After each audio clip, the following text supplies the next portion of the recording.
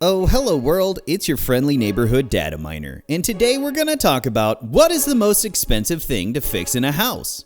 Our guest today is Jerin Harper. Jerin is an expert real estate appraiser here in the Spokane area.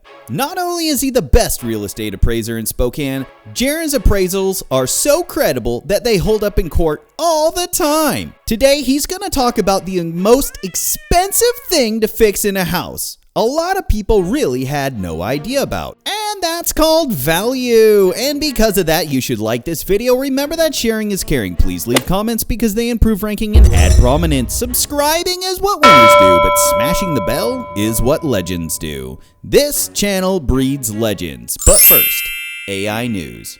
Sam Altman, the high-profile chief executive of OpenAI, who became the face of the tech industry's artificial intelligence boom, was pushed out of the company by its board of directors for being a lazy liar. In hindsight, he totally had it coming. Sam Altman manipulated Elon Musk out of a lot of money, promised that ChatGPT would be open source, meaning all people had access to the source code in the public. Then, Sam Altman partnered with Microsoft, who is the majority investor with over $13 billion in server farms and the majority of human capital it takes to run ChatGPT.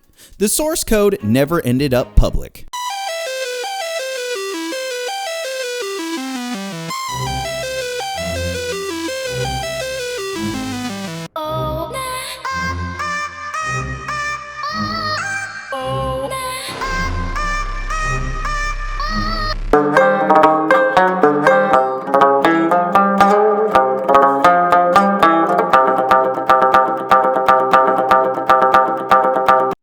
Tell the world about you. Well, my name is Jerin Harper. I have a real estate appraisal and sales company. We do real estate appraisals, and we're also a brokerage. We specialize in divorce and estate appraisals and sales, real estate sales. Cool. Talk about what's on your mind. Well, what's on my mind lately is these antitrust lawsuits that are sweeping the nation. And there's a big verdict out of Missouri recently, just about a week or two ago, where there's a big judgment against the National Association of Realtors.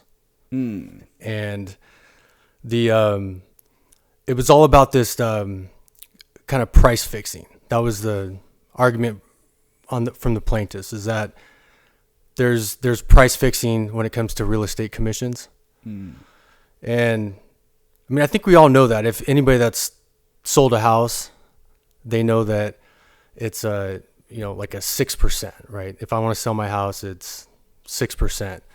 And so, I mean, if you want to talk real dollars, if the average house in Spokane's like $400,000, which that doesn't get you a whole lot. And so at 6%, I mean, that's $24,000 that you're going to pay to real estate agents just to sell the house. And the way that works is you hire an agent. They say, we can sell it for 6%. Your agent is going to say, I'm going to take 3% of that, which is $12,000, and then I'm going to give another 3% to another agent that brings a buyer, and then they get that other $12,000. But if your agent brings the buyer, then they'll get the whole $24,000. And so the issue is that it's basically this mandatory commission that you have to pay another agent that is not representing you, they're representing a buyer. And, why is the seller paying the commission for a buyer's agent to, negotiate against them, I guess. And it's what it is, it's this kind of clever, convoluted scheme, the way the commission structure is set up, because it would just be easy just to separate it. Like, hey, I'm hiring an agent to represent me. I'm going to pay them whatever. And then a buyer, their agent, like, you're the buyer, you just pay them. But the way it works is as a seller, if I'm going to sell a house for $400,000, I'm going to, I agree. Okay, 6%. That's kind of the going rate, which they're negotiable, the commissions, but not always, because a lot of brokerages, they won't take a listing if you don't pay a certain commission. And so, okay, as a seller, yeah, I'm going to agree to pay this 6%, this $24,000 for you to sell my house. But it's like who's this other agent that comes around? If I'm paying their commission, their agent's commission, well, it's like, is that agent working for me, or are they working for the buyer? Well, they're supposed to be working for the buyer, but if I'm paying them, then do they have a financial incentive, a fiduciary responsibility to work for their buyer? I mean, maybe not. But then here's where it gets kind of, the scheme comes into place, is that, 9 times out of 10 or 8 times out of 10, that buyer that buys my house, they're going to have to get a mortgage to pay me. And so from selling the house, yeah, from my perspective, I'm paying the commissions to my agent and that agent. But if the buyer is paying me, then ultimately, like, the buyer is paying the commissions, because they're paying me, and then the money's going out to my agent and your agent. So that's kind of why it's so weird. And then if you take it a step further, it's, if that buyer's getting a mortgage, then, I mean, they're essentially like financing the commissions. So that $24,000 that, that the buyer's paying me to pay the agents, I mean, if you amortize the loan, who knows what that commission really comes out to. And yeah, that's kind of the, I guess, the heart of the issue with these antitrust commission lawsuits. Wow. So, how would a buyer? My first thought is, if I was to go buy a home again, mm-hmm. I would first get my real estate license. If you're buying a home, you're on the buy side. Yeah. Yeah. Well, you'd find an agent to represent you. No, I just get my license. You get your license, okay. And represent yourself. Represent yourself. $24,000. Yeah, you could do that too, but yeah, you'd have to, go through all the. Sounds like I have a $24,000 incentive. Plus amortization, mm-hmm. and compound interest down the line, because $24,000 invested into Apple stock is probably going to be around like 3 times as much in around 10 years. Mm-hmm. And the mortgage is 30. Right. Yeah.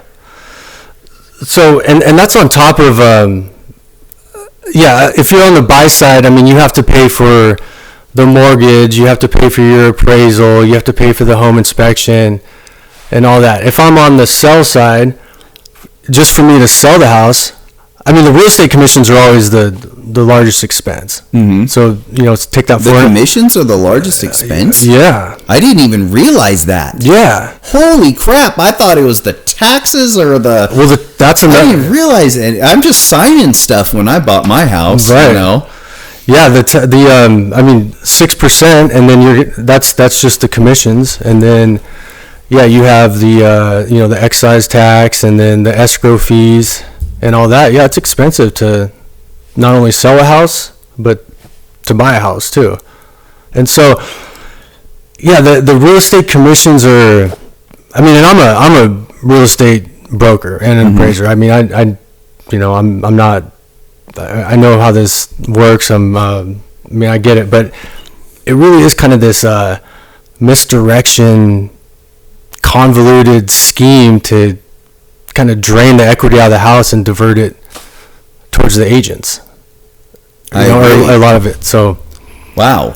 And I don't know. I'm not saying that there's no value in having a representation, which that's fine. But the heart of these antitrust lawsuits was that, hey, it's basically price fixing, because there is, like, even though they're negotiable, there really is a standard commission, and you'd appreciate this as a data scientist. That, I mean, if I go on the MLS, I can see what percentage that they're offering that buyer agent commission, like what that commission is, and it's roughly 3/4 of every sale is offering a 3% to a buyer. Okay, that doesn't count on what you're paying, what your listing agent gets.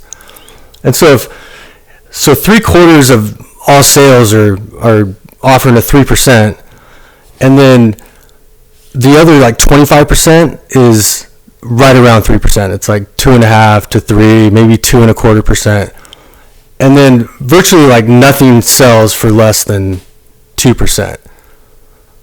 And if that makes sense, it's basically what that means is that if you're not offering more than 2% to another agent as a finder's fee, then your house doesn't sell. Either they don't take the listing or it just won't sell. A lot of buyer agents, I mean, the reality is sometimes that's the first thing you look at when you're going to show a house. Because the buyer, you find your own house, right? Everybody has Zillow and Redfin, and they get alerts when they're looking, and then they call their agent and say, can you show me this house? Well, the first thing the agent does, it's just natural, is they're going to look and see what commission it's going to pay them. And if it doesn't pay them, that 2.5 or 3%, I mean, yeah, they might still show it, but they might steer them away from it. They might kind of sabotage the thing. I mean, that's just the reality. That's just how people work. Because I didn't even realize that. Well, they're going to put their own. I mean, I don't know. They're going to put their own financial interest above yours, maybe, right? Huh? Of course. Well, of course, yeah. Or Sometimes. Because then they're going to have to, or they're going to call when I list houses. I mean, because I have my own brokerage, I can do whatever I want, and I've always been a little opposed to these set commissions. I've always thought it was price fixing, even when I first got in. I mean, just I'll tell a quick story. When I got my first listing, way back when I was a new agent, I just to get the listing, I told my seller, I said, oh yeah, I'll do it for 3%. You don't have to pay the 6%. Well, I'll sell it for 3%. And he said, oh, perfect. It's just a piece of land and not much to it. 3%. Yeah, great. And I just wanted to get a listing because I was new and wanted to get the listing. And then I went back to my brokerage and said, I got this new listing. I'm all pumped up. And they're like, oh, 3%. No, we can't. You can't sell for 3%. We got to do 6%. You have to go back to your seller and get 6%. And I said, why? I can't go. Why can't I? You're going to get a cut no matter what, and I'm doing all the work. And they said, well, you can do 5%. That's about as low as we can go. And that was this kind of a wake up call to me. Well, why can't I just charge what I want? But so that's a lot to take in. So did that inspire you to be a broker?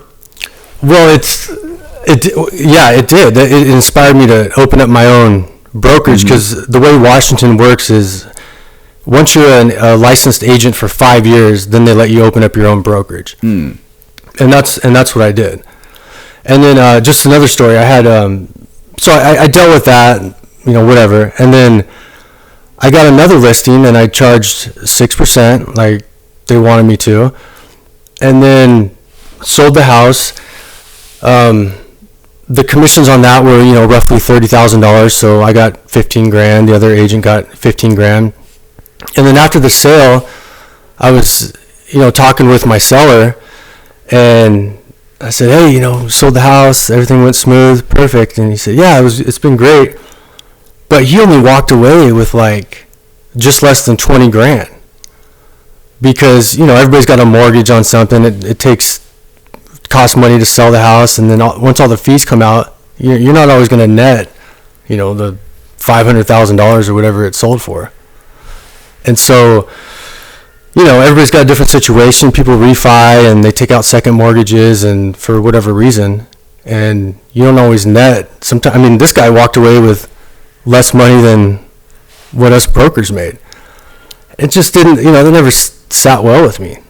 And so when I opened up my own brokerage, I started doing this different model. It's more of like a flat fee, kind of limited service type thing, or a full service, but I would just be more transparent about the fees. And because a lot of my customers were, and my clients were, they couldn't afford like to pay those brokers, because it is the highest expense in a transaction. So they just like, I can't afford it. Like, I need to make something off this. I can't sell this at a loss. So I would just say, okay, well, we'll do a flat fee for me. I'll help you out with the paperwork. It's more of like an hourly, kind of like you'd pay an attorney. You might retain them, and then you just pay them hourly for their work. And being a real estate agent, I mean, it's, for the most part, it's an admin job. And I mean, sometimes, if you break it down hourly, sometimes you're paying your agents like thousands of dollars an hour to sell a house. And I don't know, maybe that's worth it, maybe it's not. I also have clients that they've sold multiple properties. Maybe they're in their late 40s and 50s, and they've done several real estate transactions, so they know how it works. They're not a first-time home buyer. They don't need a whole lot of hand-holding. Maybe they're selling an $800,000 house, and they don't want to pay, 40, 50 grand in commissions. They know how it works, and they're like, hey, I know how this works. I could probably do it myself, but I want to have some representation, some limited representation. For sale by owners, it's harder to sell that way too, and so I need to list it with a broker and give myself a better chance. But I just can't stomach 40 plus grand in commissions. And then here's another point. You take that $400,000 house I was talking about, 24 grand, right, to sell it. Okay, and then I take $1 million house that's 60 grand to sell.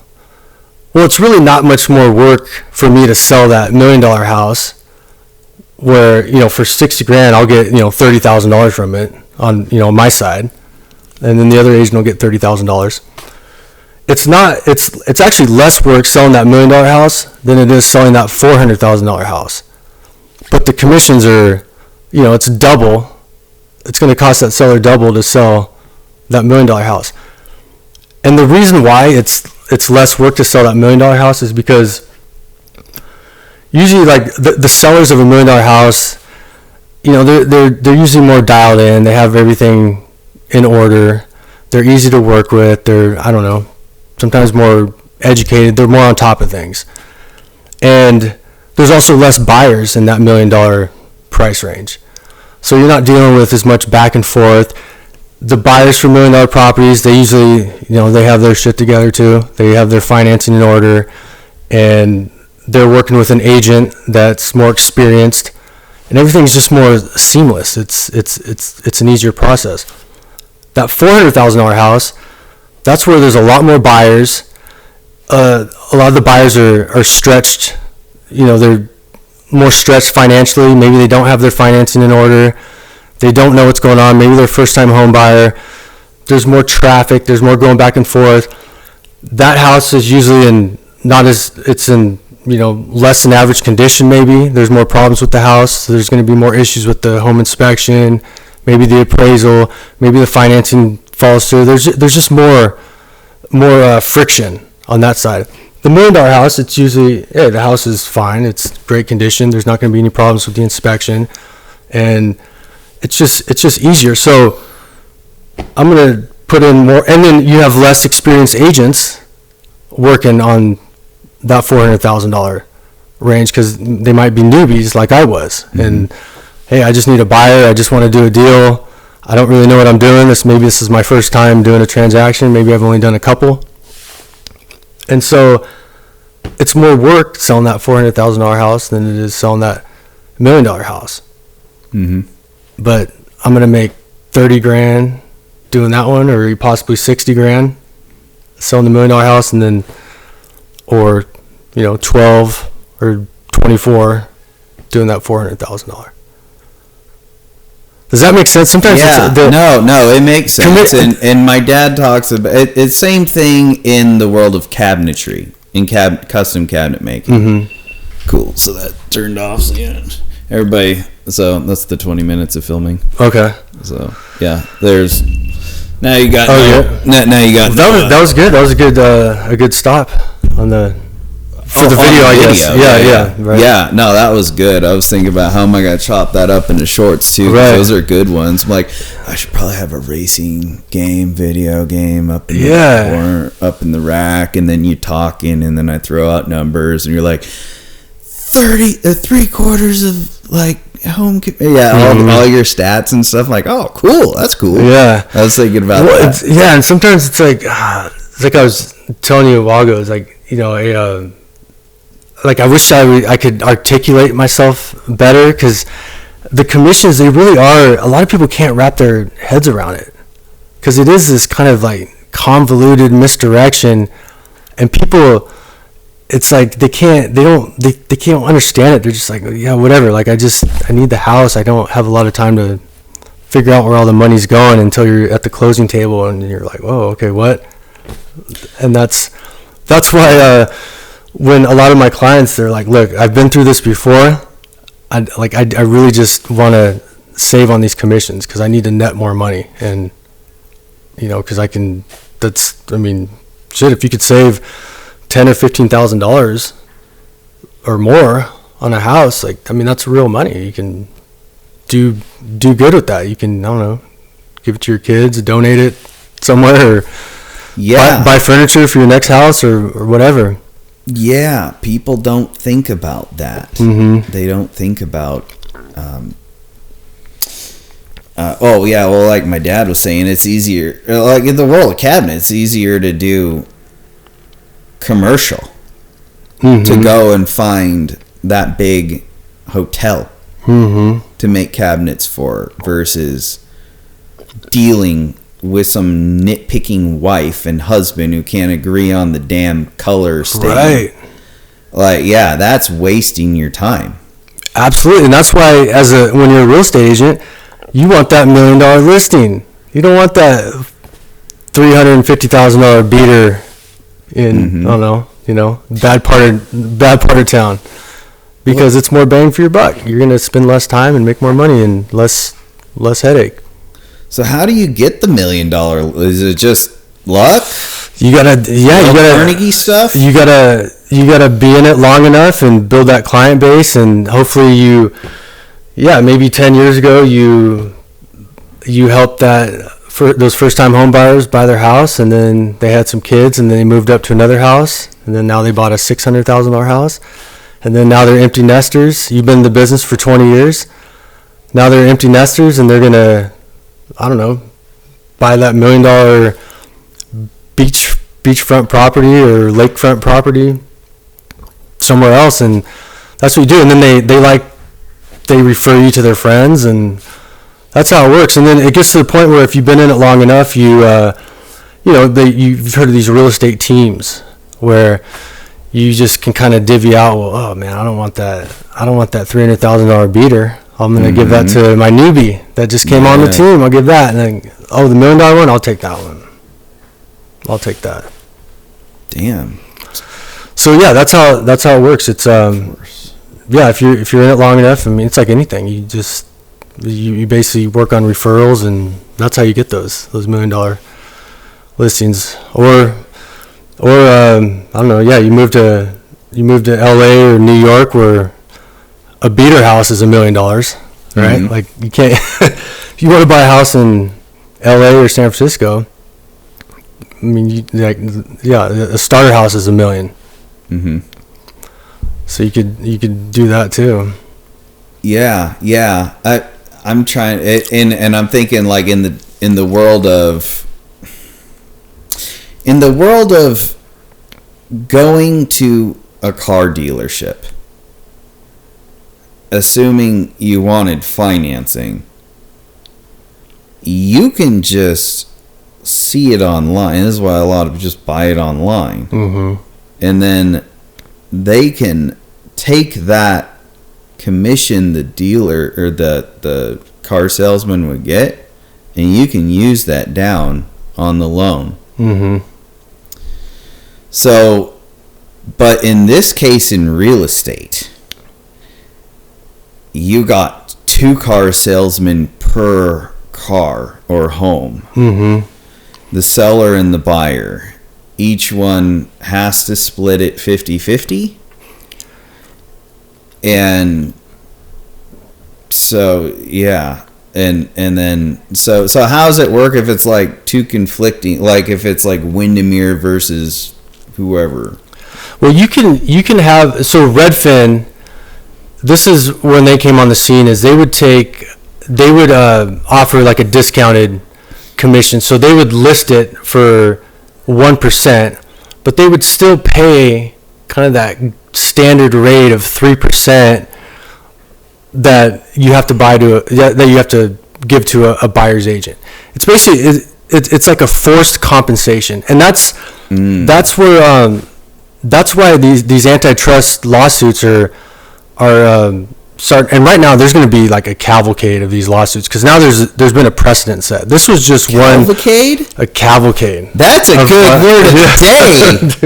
Cavalcade. They're going to use that. They're kind of like it's going to be like the ambulance chasers, right?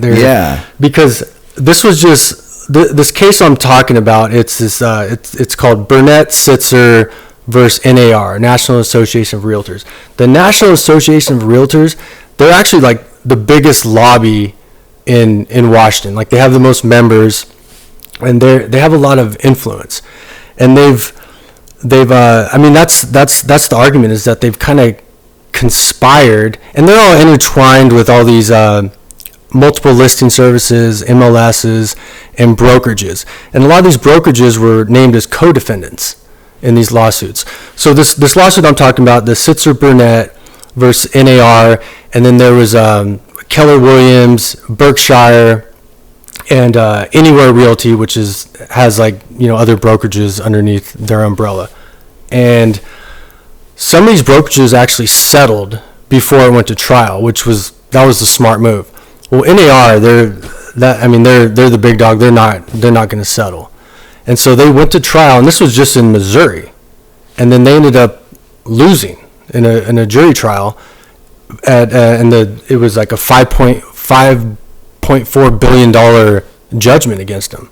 So obviously they're going to appeal, but now that there's been a precedent set, now that same attorney, his name is what is it, like Michael Ketchmark, something like that. The first thing he did when that judgment came down was he filed more lawsuits against more brokerages and NAR in different states, like South Carolina and New York. And this is like what's going to happen. And there's also more. Like, there's another case. It's Morrill versus NAR and Keller Williams. There's like another one that's on the horizon. And right now they're in this like pre-trial stage where they're gonna offer a settlement. NAR is probably not going to settle, but these other co-defendant brokerages are likely going to settle, because they saw settlements from, you know, Remax and these other brokerages. And so, and that's just going to happen. That's just going to start happening state by state, because it's, you know, it's kind of a racket, the way the commissions work. I mean, like I said, I've always kind of thought it was price fixing, but it was always kind of, you know, the dirty little secret, and, you know, whatever. That's just the going rate. Whatever it is, that's the commission, and that's what we'll pay. Damn. And then I wonder too how they use that, like the Realtors Committee, National Realtors Committee, how they use zoning to try to increase home prices. Ooh, okay. You know, that's what I was thinking too, because you're thinking price fixing. I'm like, yeah, all the realtors get together and they all just claim, and the appraisers are like, no, that area, those are $1 million homes all the time. Mm-hmm. Yeah. You know, those are our homes. Those are $1 million. That's our territory, kind of a thing. That's what I was thinking. Okay, so price fixing in terms of, yeah, you're right, the commissions, like you said, 6%. Yeah, and some of the evidence they used in these trials were training videos from Keller Williams and some of these brokerages where they're basically coaching their agents on, okay, here's what you say if you get pushback on the commission. And they were just flat out saying, like, hey, if you don't offer this commission to another agent, they're not going to show your house. Which, that's unethical. You as a buyer's agent, if you're working for a buyer, you have like a fiduciary responsibility. Yeah, you got a fiduciary thing, and if you're there trying to be a 3% and you're like, no, it's got to be 6, you're not being fiduciary because you're not going to work for that 3%. Yeah, I mean, just think if you're an agent and say your buyer's like, oh, wow, I really like these 2 houses, okay, and then you look at what the compensation is. The word is cooperative compensation, and that's why NAR, National Association of Realtors, is on the hook, is because in their code of conduct, code of ethics, they mandate this cooperative compensation, where like you have to offer some type of compensation, even if it's $1, which nobody's going to offer just $1, but it's always going to be this set price. So you have to offer something, and that's what it comes down to, is this forced compensation. But so say you're a real estate agent, you're representing a buyer, and your buyer says, hey, I like these 2 houses, okay? And one's selling for, I say they're both selling for $500,000. Well, on one, you're going to get a 3% commission, but on the other one, you're going to get, say, like a 2% commission. Well, which one are you gonna maybe steer your buyer towards that one that pays you a 3%? Well, I wouldn't make a. Well, I don't. Maybe you would. I'd probably go for the big. Maybe you would. Maybe you would. Wants the big tuna. Maybe you would. You think so? Maybe you would. Maybe you wouldn't. Unless the other person had a really good heartthrob story. Yeah. That would. Well, yeah. I mean, maybe. Yeah. Your buyers are like, man, I just can't decide. Like, they're both. I like both these houses. Mm-hmm. And then in the back of your mind, you're like, well, this one pays 3%, this one pays 2%. I mean, are you going to say, oh, man, but I kind of like this one that's paying 3%? I mean, without saying that, but I like this one over here. I mean, look, it's got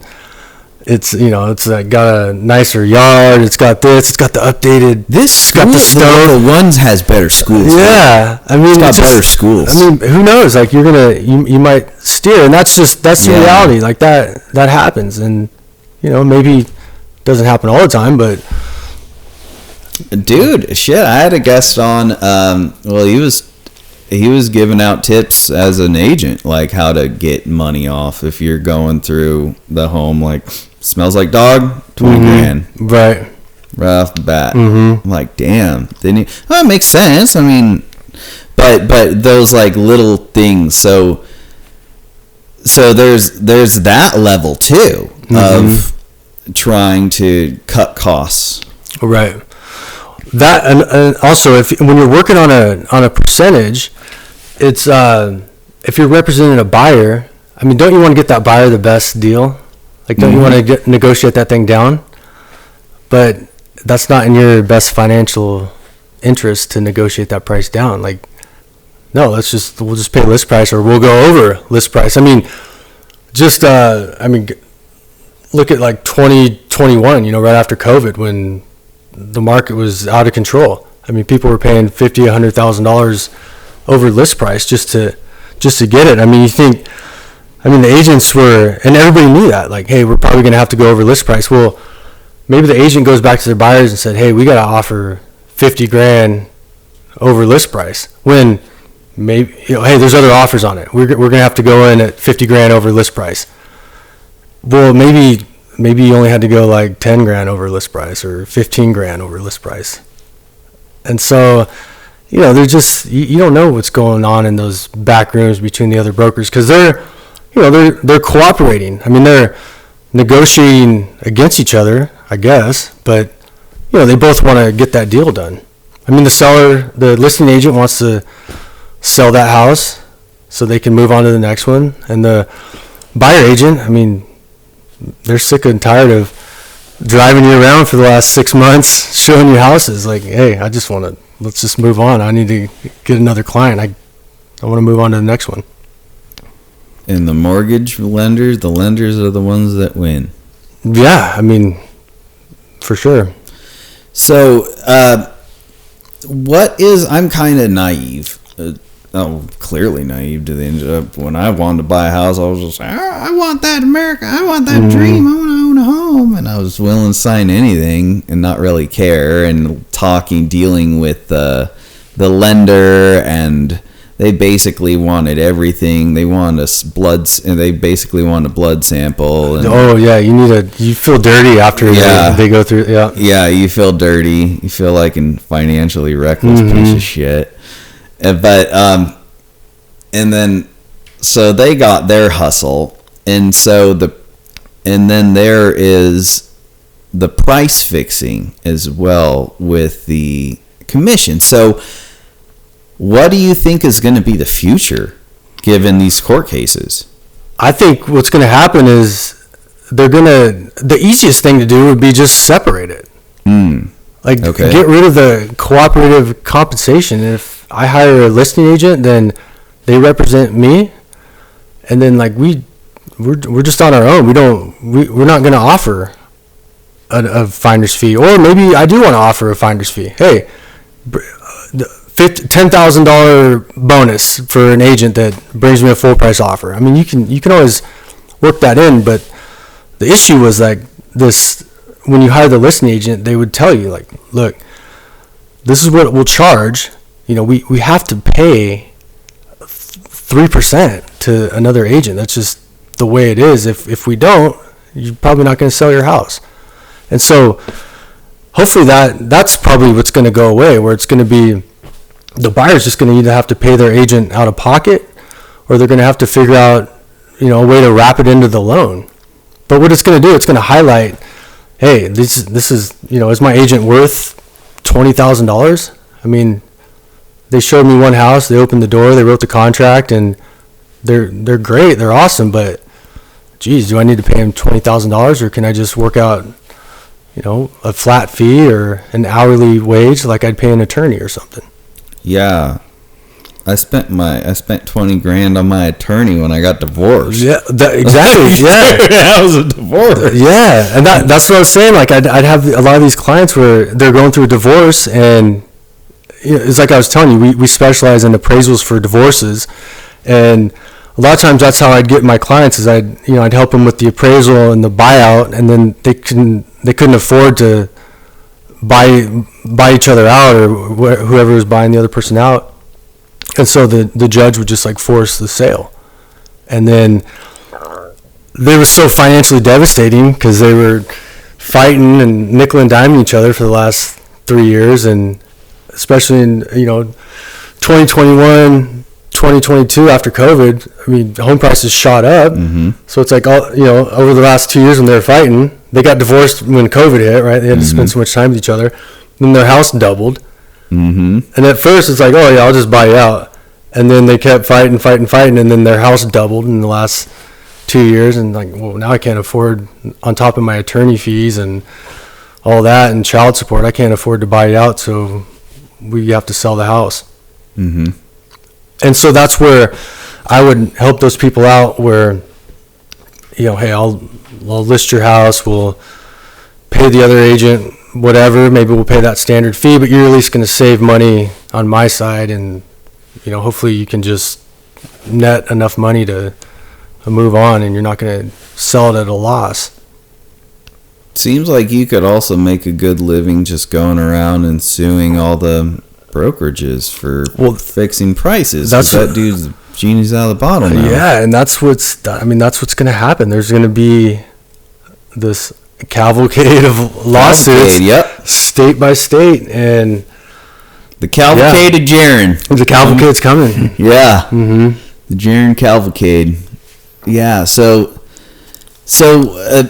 that'll be interesting to watch now that you put it on my radar, because I had no idea. I think most people are totally naive. I don't know the hierarchy of real estate. I know that there's a real estate agent, and then you said you got to do your time in that, and then there's a broker, and a broker is different than an agent because is the broker like the agent's manager? Yeah, that's how it works. There's different terms, and it's semantics in different states. But it used to be, you were a real estate agent, and then you'd hang your license at a brokerage like a Keller Williams or a Coldwell Banker or Remax or any brokerage. And the person that was in charge of that brokerage was the broker. But now it's now all agents are brokers, even if they work for a designated broker, which is part of a brokerage. But yeah, basically most agents, I don't know, 85 to 90% of them work for another brokerage. Me, I have my own brokerage, and there's other people like me too that, where I can just kind of do whatever I want and go that route. But if you work for like a Keller Williams or a Coldwell or one of those bigger ones, they're like, hey, this is like, you can't take a listing for less than this because we need our cut and we got to pay for this overhead and do all that. Another point, let me go back to where you said, how are things going to change? Yeah. So the most logical way is like, hey, the buyer, just pay your own agent, right? Like that makes the most sense. We don't need to do all this misdirection of, where all the fees are going. But there's another way to do it is, and this is how they used to do it before. They used to not have buyer agents. It used to be like you had a listing agent, and then basically the buyer was kind of unrepresented. You had the listing agent was basically representing the transaction.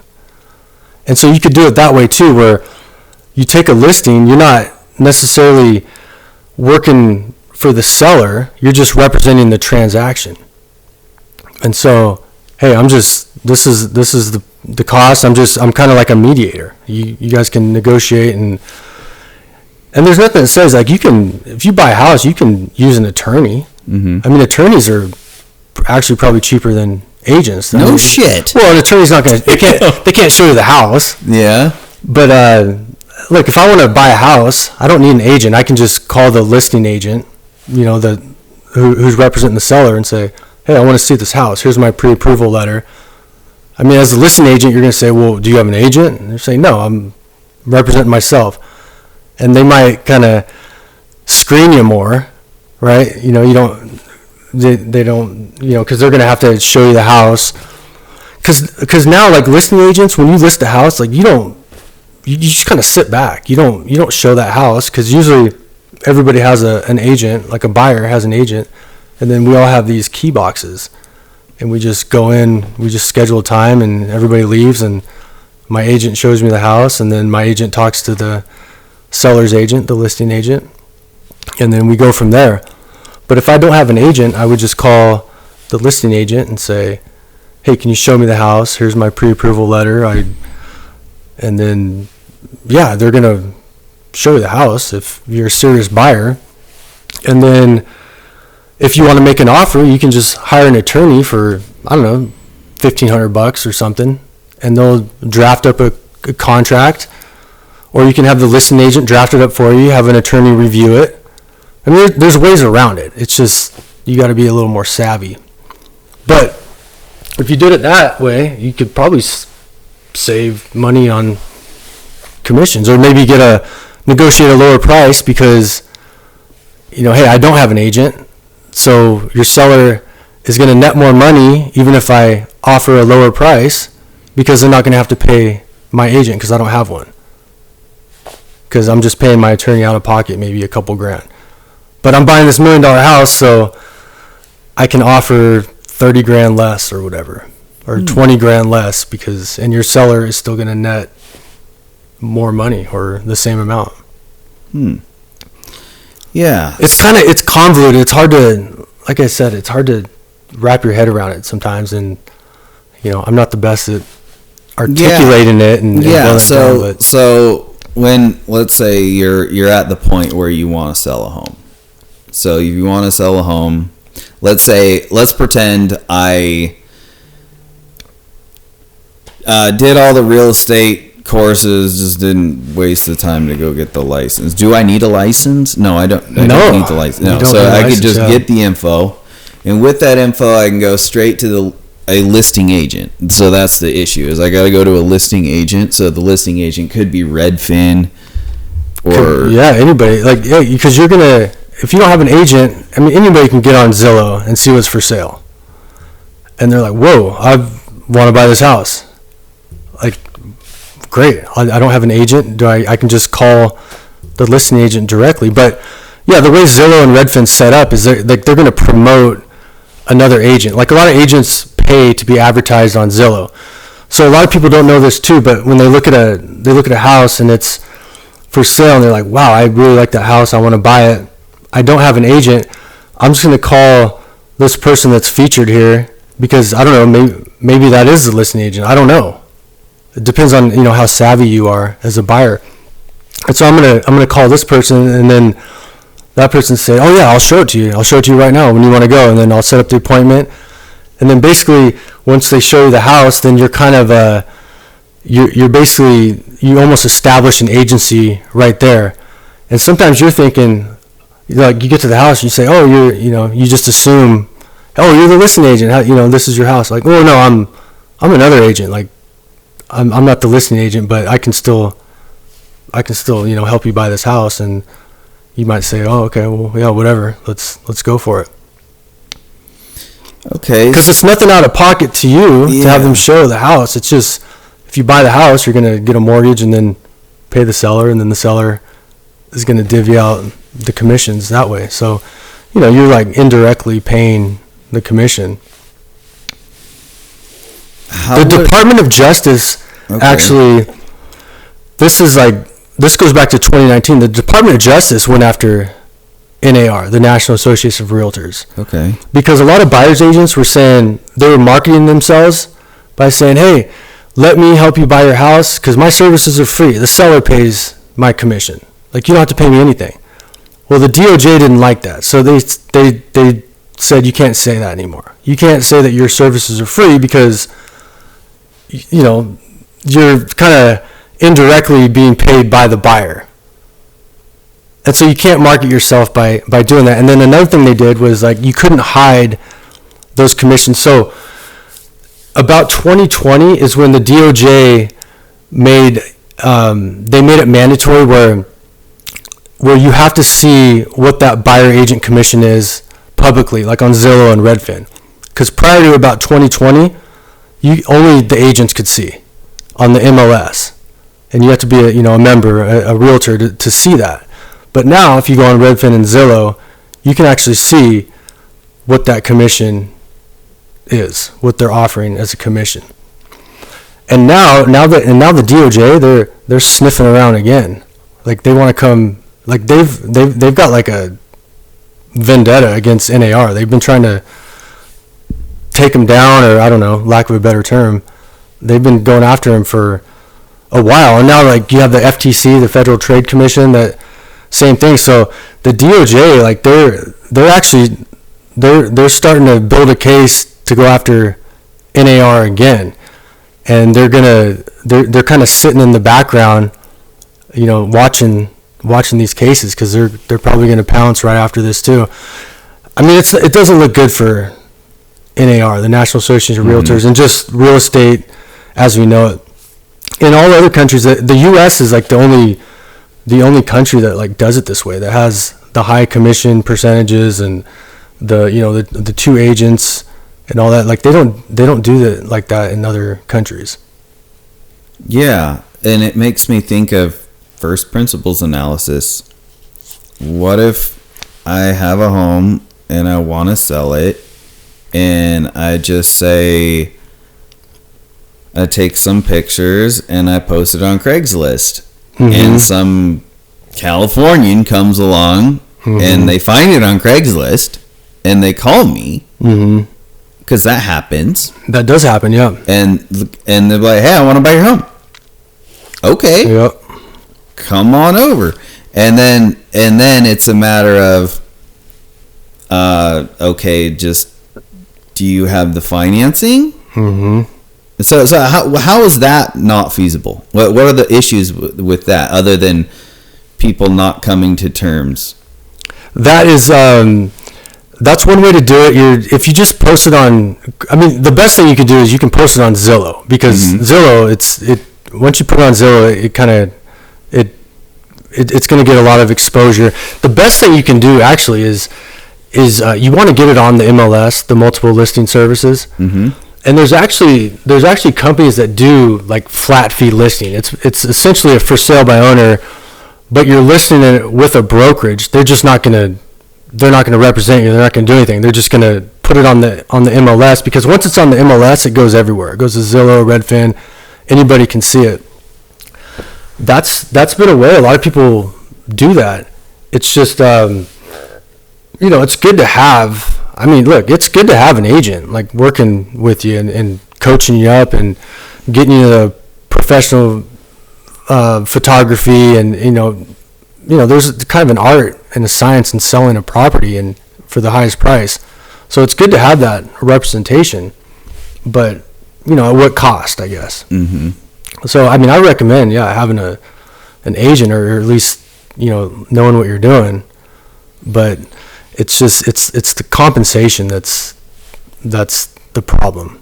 How accurate have you found ChatGPT for the representation or the paper fill out? Because that would probably be the most difficult thing, is because there's like a stack of papers, and then you would have to know where to do the deed title transfer. Well, the main thing you do is you anytime somebody, if you're going to sell a house. Say you're going to sell a house, you don't want to hire an agent. You're like, I'm going to do it myself, for sale by owner.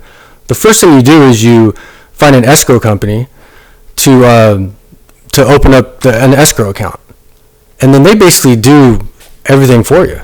They have it ready to go. They do your title insurance and open everything up, and then once you get a buyer, then the escrow company and then the buyer and their mortgage company, I mean, unless they're a cash buyer, the escrow company and the mortgage company, they take over. Because they both have a financial incentive. The escrow company wants to close that deal because they're going to get paid on the escrow fees. And then the mortgage company, they want to make that loan to the buyer so that they can make money off the loan. So you can do it. I mean, the issues come about when you always want to get a home inspection. You have to get an appraisal, and when there's negotiation involved, I mean, if you're comfortable negotiating directly with the buyer or their agent or whoever's representing them, you can do that, or you can pay an attorney to do it, or do it whatever you want. Some people don't want to negotiate. So you could cut out escrow. You can't cut out escrow. Okay. You need an escrow company. Is that because they're the ones that are gonna facilitate the transaction and divvy out the money and pay up all the taxes and do all that. I don't know. You might be able to. That's a whole nother world that I don't understand. I don't think you can bypass the escrow. You have to have an escrow, because an escrow, like, they have attorneys down, they call them like closing agents and closing attorneys, and so you need that third party to facilitate the transaction, unless it's you could bypass the escrow, but you'd probably need like a cash buyer. It'd be like, hey, you have $500,000 and I have a house, and you're just going to pay me $500,000, and then we would just file it with the county and you'd have to pay your taxis.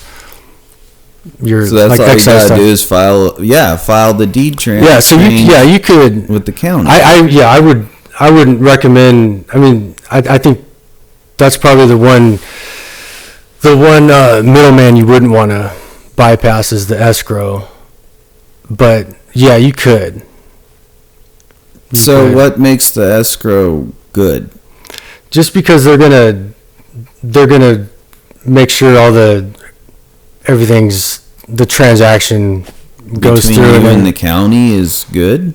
yeah, the transfer. I mean, and they're actually they're not that expensive. Actually, they're probably 1% of the transaction, what their fees come out to, maybe 2%. They're actually probably about 1%, and then you can't get around like the transfer taxes and conveyance and excise and all that. Like Who do you pay those taxes? Those are like to the city and the county, okay. And those are probably 1.5%. So those are like you can't get around that. So the way it breaks down is the real estate commissions are always they're the most, right? It's you'd say that, like if you want to sell your house, it's probably going to cost you roughly 8 to 10% of what you sell your house for if you do it the traditional route, and 5 to 6% of that is going to go to the agents, and then the rest is going to go to taxes and escrow fees. And if you want to factor in if you have to make any repairs to the house or any concessions to the buyer, there's that too. But yeah, by and large, the real estate fees or the commissions, the real estate commissions are the biggest fee.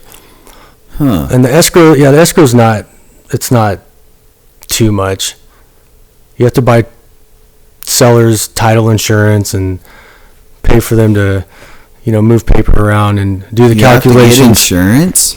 Yeah, that's a whole nother thing. Is that a law? It's not a law, but it's like you almost have to do it. It's another, I don't know, kind of a racket, but that's something that's probably another conversation. But yeah, the seller's title insurance is, that's like it costs like sometimes $1,000, $1,300. Can you opt out of that crap? You can, but it's not, I guess, advisable. And the funny thing is like sometimes that title insurance, but basically what it does is it protects you as a seller from any like defects in the title.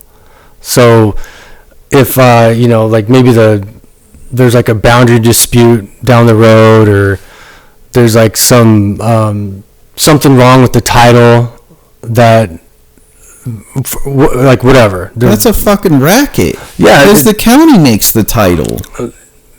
Yeah, it is. It's that's a little bit outside of I can't make a case for title insurance. I can. I think it's you need insurance for everything. So I guess you gotta. I guess it also protects you from wire fraud maybe. That's on the county's information system. Yeah, you would think. I can't speak too much on. Man, that's crazy. That everybody's trying to get their little. Yeah, there's middlemen and everything. Oh wow! They got their grubby little dick beaters in the. Yeah, my thought is, why can't they just all go to? It seems like it's kind of trending that way, and this is what I listen to. Like I've heard people on some of the podcasts I've listened to, like the Motley Fool, they're talking about Redfin in these brokerless platforms. But so what I guess it would probably take some major change for the entire real estate market to some real shaking, like to the point where a lot of people say, no, we're going to cut out all the people. We don't have to make home buying as complicated as what it is. Why can't I just go down, like getting married, that's illegal in corporate. That's a different thing. But like two people agree, but chances are though, but here's the thing, is most people don't have the damn money. And the lender is the one who's footing the bill. And that's the thing. Well, at the end of the day. And the lender is the one taking on all that risk. So that makes sense that the lenders would want all that, fluff. Sure. In there. Yeah, because, you saw in 2008, who foots the bills? The lenders. Yeah, I mean they got bailed out, but a lot of them. I mean, a lot of them bailed out. But yeah, a lot of them went under too, and it's well, I guess if I don't know, if you start getting Ethereum and some of these smart contracts involved, then those are the first to go, the title companies, the escrow companies. Yeah, because I think that just seems a little. I can understand though why big, because literally at the end of the day, it's the lending company that is so yeah, you would have two people, and it does work smooth. Mm-hmm. And when it works smooth, and that's probably the fastest way to turn a house around in this market. Sure, yeah. Is by the mutual cooperation of big money, mm-hmm. and that seems to work. So what? And now I'm gonna kind of change gears, but I've seen it a lot. The Californians mm-hmm. that just come and just buy. Yeah, they're pricing. They don't even see them. They don't even look at the homes in some cases. A lot of cases, and they're pricing the locals out, which is crazy. So at that point, it's like, what's the point of showing a home mm-hmm. if some people are just gonna like show up and gut it or not even care? Right. Yeah. Yeah, that's true too. And then you have there's like the virtual tours, and you can get a pretty good idea. But yeah, I mean, I don't know. I don't recommend buying a house sight unseen. Yeah, because you want to kind of get a feel for the neighborhood. I feel you. Yeah, it's sometimes it doesn't matter. I mean, it happens. A lot of people did that. Yeah. So where do you see the future of this industry going with technology? Yeah, with technology, popular. Where do you see it going? I don't know. I think eventually once these smart contracts get good. I mean, I think the smart contracts are gonna take out a lot of middlemen. It's from especially like in insurance but with real estate, I think the escrow companies are, the writing's on the wall for them. Like they're going to be out because you could probably do it a lot cheaper if you could get a smart contract to do it, and it's probably going to be more accurate than doing it the old school way. And then with the agents, I think you're still going to have agents. It's just they're just going to be compensated differently. Like you're going to pay them hourly. I mean, there might be the Uberization of real estate agents. Like maybe, hey, I'm going to pay somebody like I would an Uber to show me a house. Like they're just going to open the house for me and show me around, lock it up, and then I don't know, maybe that cost me $20, $30, $40 to see a house. And then if I want them to represent me, then I'll work out a deal with them there, or I do get an attorney, or I just do something else, because I think eventually you're just going to have to separate the commissions. It's not going to be, that kind of misdirection where as a seller I'm paying my agent's going to agree to pay another agent. The buyer is paying me, the seller, through the escrow company, and then the escrow company is divvying out the commissions to the agents, and I get at the closing table and I say, oh, okay, this is where all the money is. I have to pay $15,000 to my agent. This other agent, I'm paying $15,000.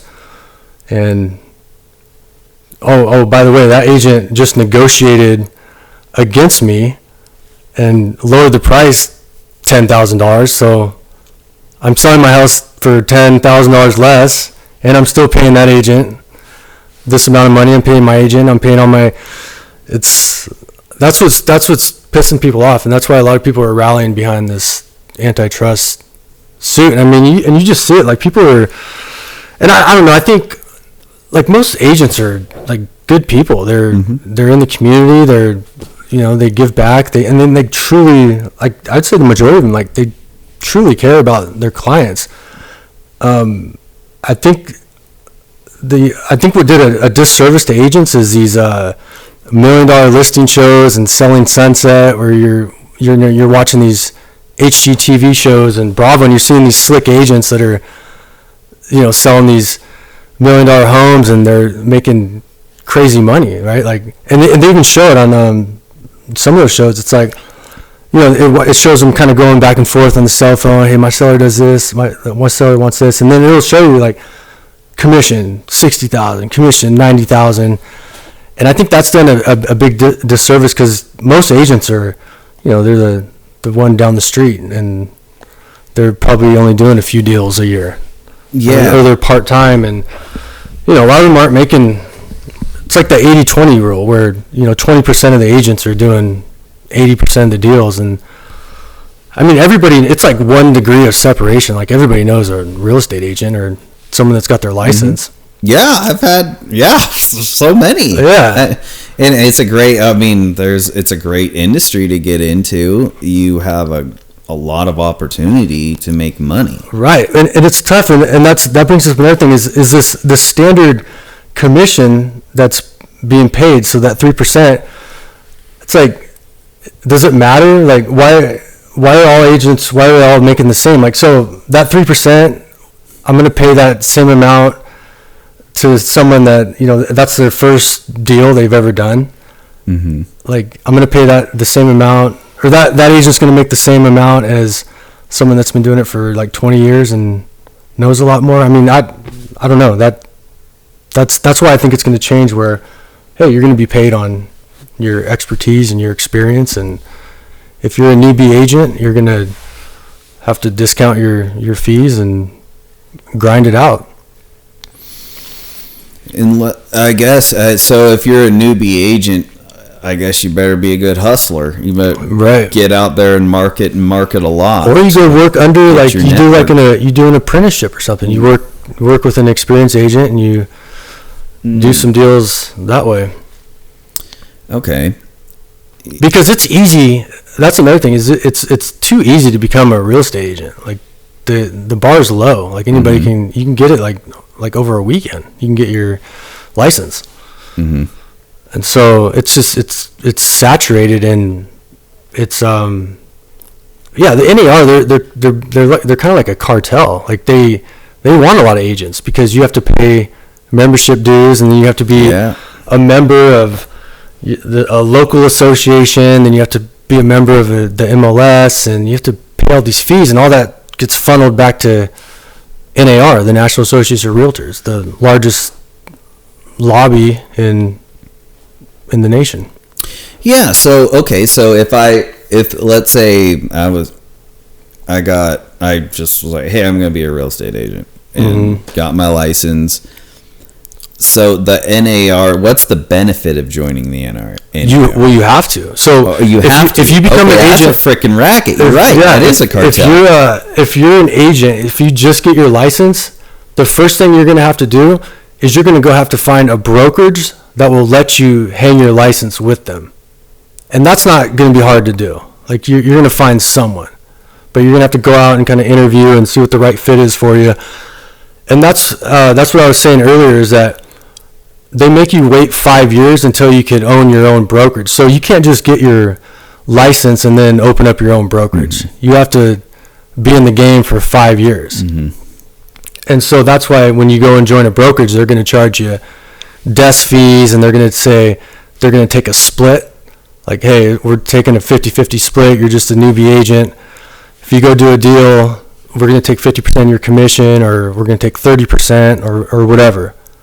And then you also have to be a member with NAR, the National Association of Realtors, and you have to pay these MLS dues. I mean, every brokerage has a different structure, but yeah, you gotta pay to play, and you gotta give up a lot of your commission to these brokerages, and then it all gets funneled back to NAR and these brokerages, and that's where it's at. Like, you can't just, it's not like, being you can't just open up a business and be your own brokerage. You have to be in it for 5 years, pay all these dues, and even when you have your own brokerage, you still have to pay a lot of dues. Like, I paid a lot of money just to have my own brokerage.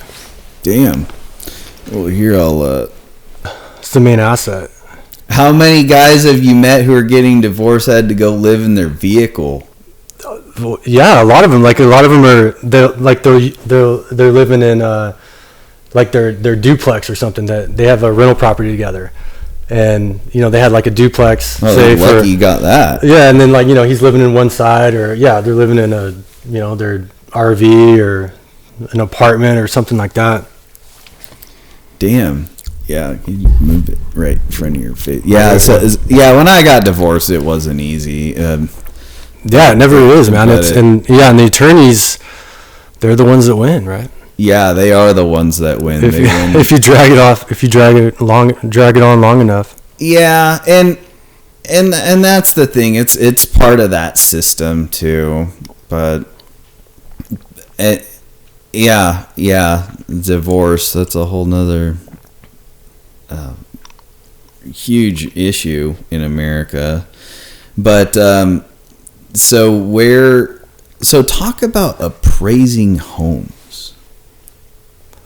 Appraising homes. Well, yeah, I mean there's a few reasons, lots of reasons why someone would need an appraisal, but what we do is we for selling a house. So that's kind of the main reason why people think why you would need an appraisal. And that's a different license altogether. No, if you're an appraiser, it's you're an appraiser. You can appraise anything, but the majority of appraisers appraise houses for mortgage financing. So you're that buyer. You need to buy a house. You need to get a mortgage. Well, the bank is gonna need you to get an appraisal so that they can kind of assess the collateral. Like, they don't want to lend too much money. They need that appraisal. And another reason they need that appraisal is because all lenders, they sell their mortgages, like they originate it and then they sell it to the secondary market. That's where back in 2008, the subprime mortgage thing. Mm-hmm. Well, that's like there was all these loan officers and mortgage brokers making all these risky loans, and then what they'd do is they'd bundle them up and they'd sell them to Wall Street, and they'd get like these credit ratings and that's like that that The Big Short, that Michael Burry guy, like he had Asperger's and he was like the only guy seemingly in the nation, like he was actually looking at all these mortgages that were in these bundles, and they had these good ratings, and he was like, no, these are all terrible, risky mortgages. And that was The Big Short, is he like basically just shorted the whole thing and made billions of dollars. But that still goes on today. Huh. Interesting. Like most mortgages, I mean, I'm always quoting percentages even though I'm kind of pulling them out of my ass somewhat, but gosh, probably like, I don't know, 80-90% of mortgages are sold to Fannie Mae and Freddie Mac, mm-hmm. which are, they call them GSEs, they're government-sponsored entities. So they're all backed by the federal government. So, and they require an appraisal. And so that's why you need an appraisal when you buy a house most of the time. I mean, unless you have a big down payment and you have a great credit score, then they might waive the appraisal. But for the most part, yeah, the lender's going to make you get that appraisal just to make sure the collateral is, in line, and then they can sell it. And then as appraisers, we have like a lot of liability, because if that loan goes bad, what's the first thing they're going to do? They're going to say, well, let's look at the appraisal. Let's see if that thing was done, if he dotted his I's and crossed his T's. Yeah. So that's one area. That's what most appraisers work in. I kind of carved out a niche for myself where I do divorces and like estate. So when people get divorced, the main asset is usually the house. And so, and that's the first thing you do is when you get divorced, you have to divide up the assets. And so I almost make a living just doing divorce appraisals. The attorneys hire me and they say, what's this thing worth? We have to negotiate, a buyout, and, maybe we're just doing mediation. It might go to trial. You might have to come testify. And so I do a lot of appraisals for that. And then also another big one is for estate purposes.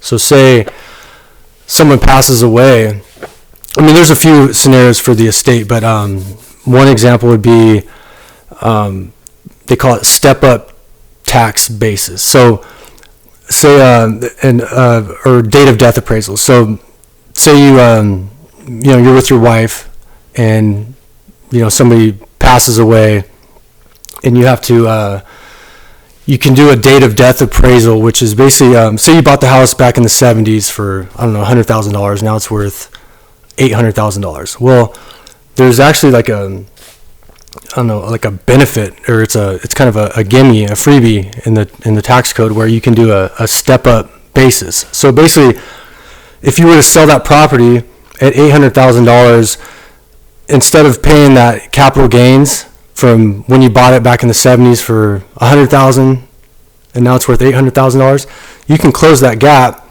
by if someone passes away, you can bring it up to market value as of now. So now it's worth $800,000. So you close that gap, and then maybe you sell it next year for $850 or something. So you're closing that gap, and you don't have to pay the taxes. That's one reason. Another one is when grandpa, grandma pass away, and they have. I mean, I've had some assignments where parents or somebody passes away, and they got like 8 properties, and they have all these heirs that are going to get the proceeds, and they got to figure out what to do with these properties and divvy out the equity or sell them, and whatever they're going to do. But they basically need to value all these properties, and then the heirs can kind of figure it out. Or a lot of times they fight over it because money. A death in the family, that brings out the worst in the kids sometimes. And especially there wasn't a Loctite will. Yeah, exactly. If it's going through probate, all that. So, a lot of times. Ask, what's the common attorney that's calling you? Is it probate? Yeah, it's a probate or an estate or whatever. If it's in a trust. Sometimes if they're just closing out of an estate, and I mean, there's a lot of reasons, and I'm not always privy to all the pertinent details. I mean, I have an idea, but sometimes they're like, hey, we just need an appraisal. I try not to ask too many questions. I just need to get what I need for the appraisal, and they do whatever they want with it. But yeah, they'll have to file their taxes with the IRS and do whatever. Or I do a lot of litigation work where people are fighting over properties, and sometimes I have to go in there and testify, and this is how I came up with my value, and this is what it is, and I'll get cross-examined because being in a courtroom, it's like it's all theater, and it's just they're fighting for their side, and yeah, it's interesting. It's wow. So I'm just trying to think, is this, it seems like it'd be a higher stress. Yeah, it can be, yeah. So are these like the higher stress?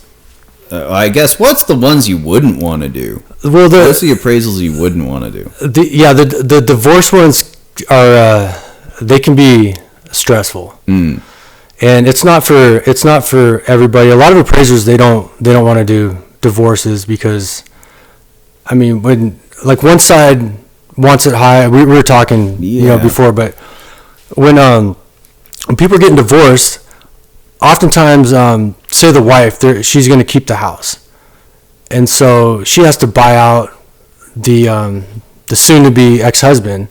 She has to buy him out with the equity split. And so she wants it low. She wants the appraised value to be low. Mm-hmm. And then the husband, who's not living in the house and is going to get bought out, he wants it to be high. And so it's not uncommon where I'll go into a house and the wife's there, and she'll point out every little deficiency with the house, even if it has nothing to do with anything. And she'll say, yeah, this place is a dump, and look, here's all these maintenance issues, and he never did anything, and he started a project over here, never finished it, and I'm sure that impacts the value. And look how our yard is. He never fixed our sprinkler system, and look how bad. I mean, just they'll pick out everything, nitpick it. And I just say, yeah, I consider everything. And then I'll leave the house, and then, I'll get back to the office, and then the husband will call, or his attorney will call and say, hey, did you notice all, like the updated, like we got a new refrigerator, or hey, we redid the flooring in one area, or, they'll make it out to, like the place is like a palace. Like, look, wasn't that an awesome property? Like the location, the schools.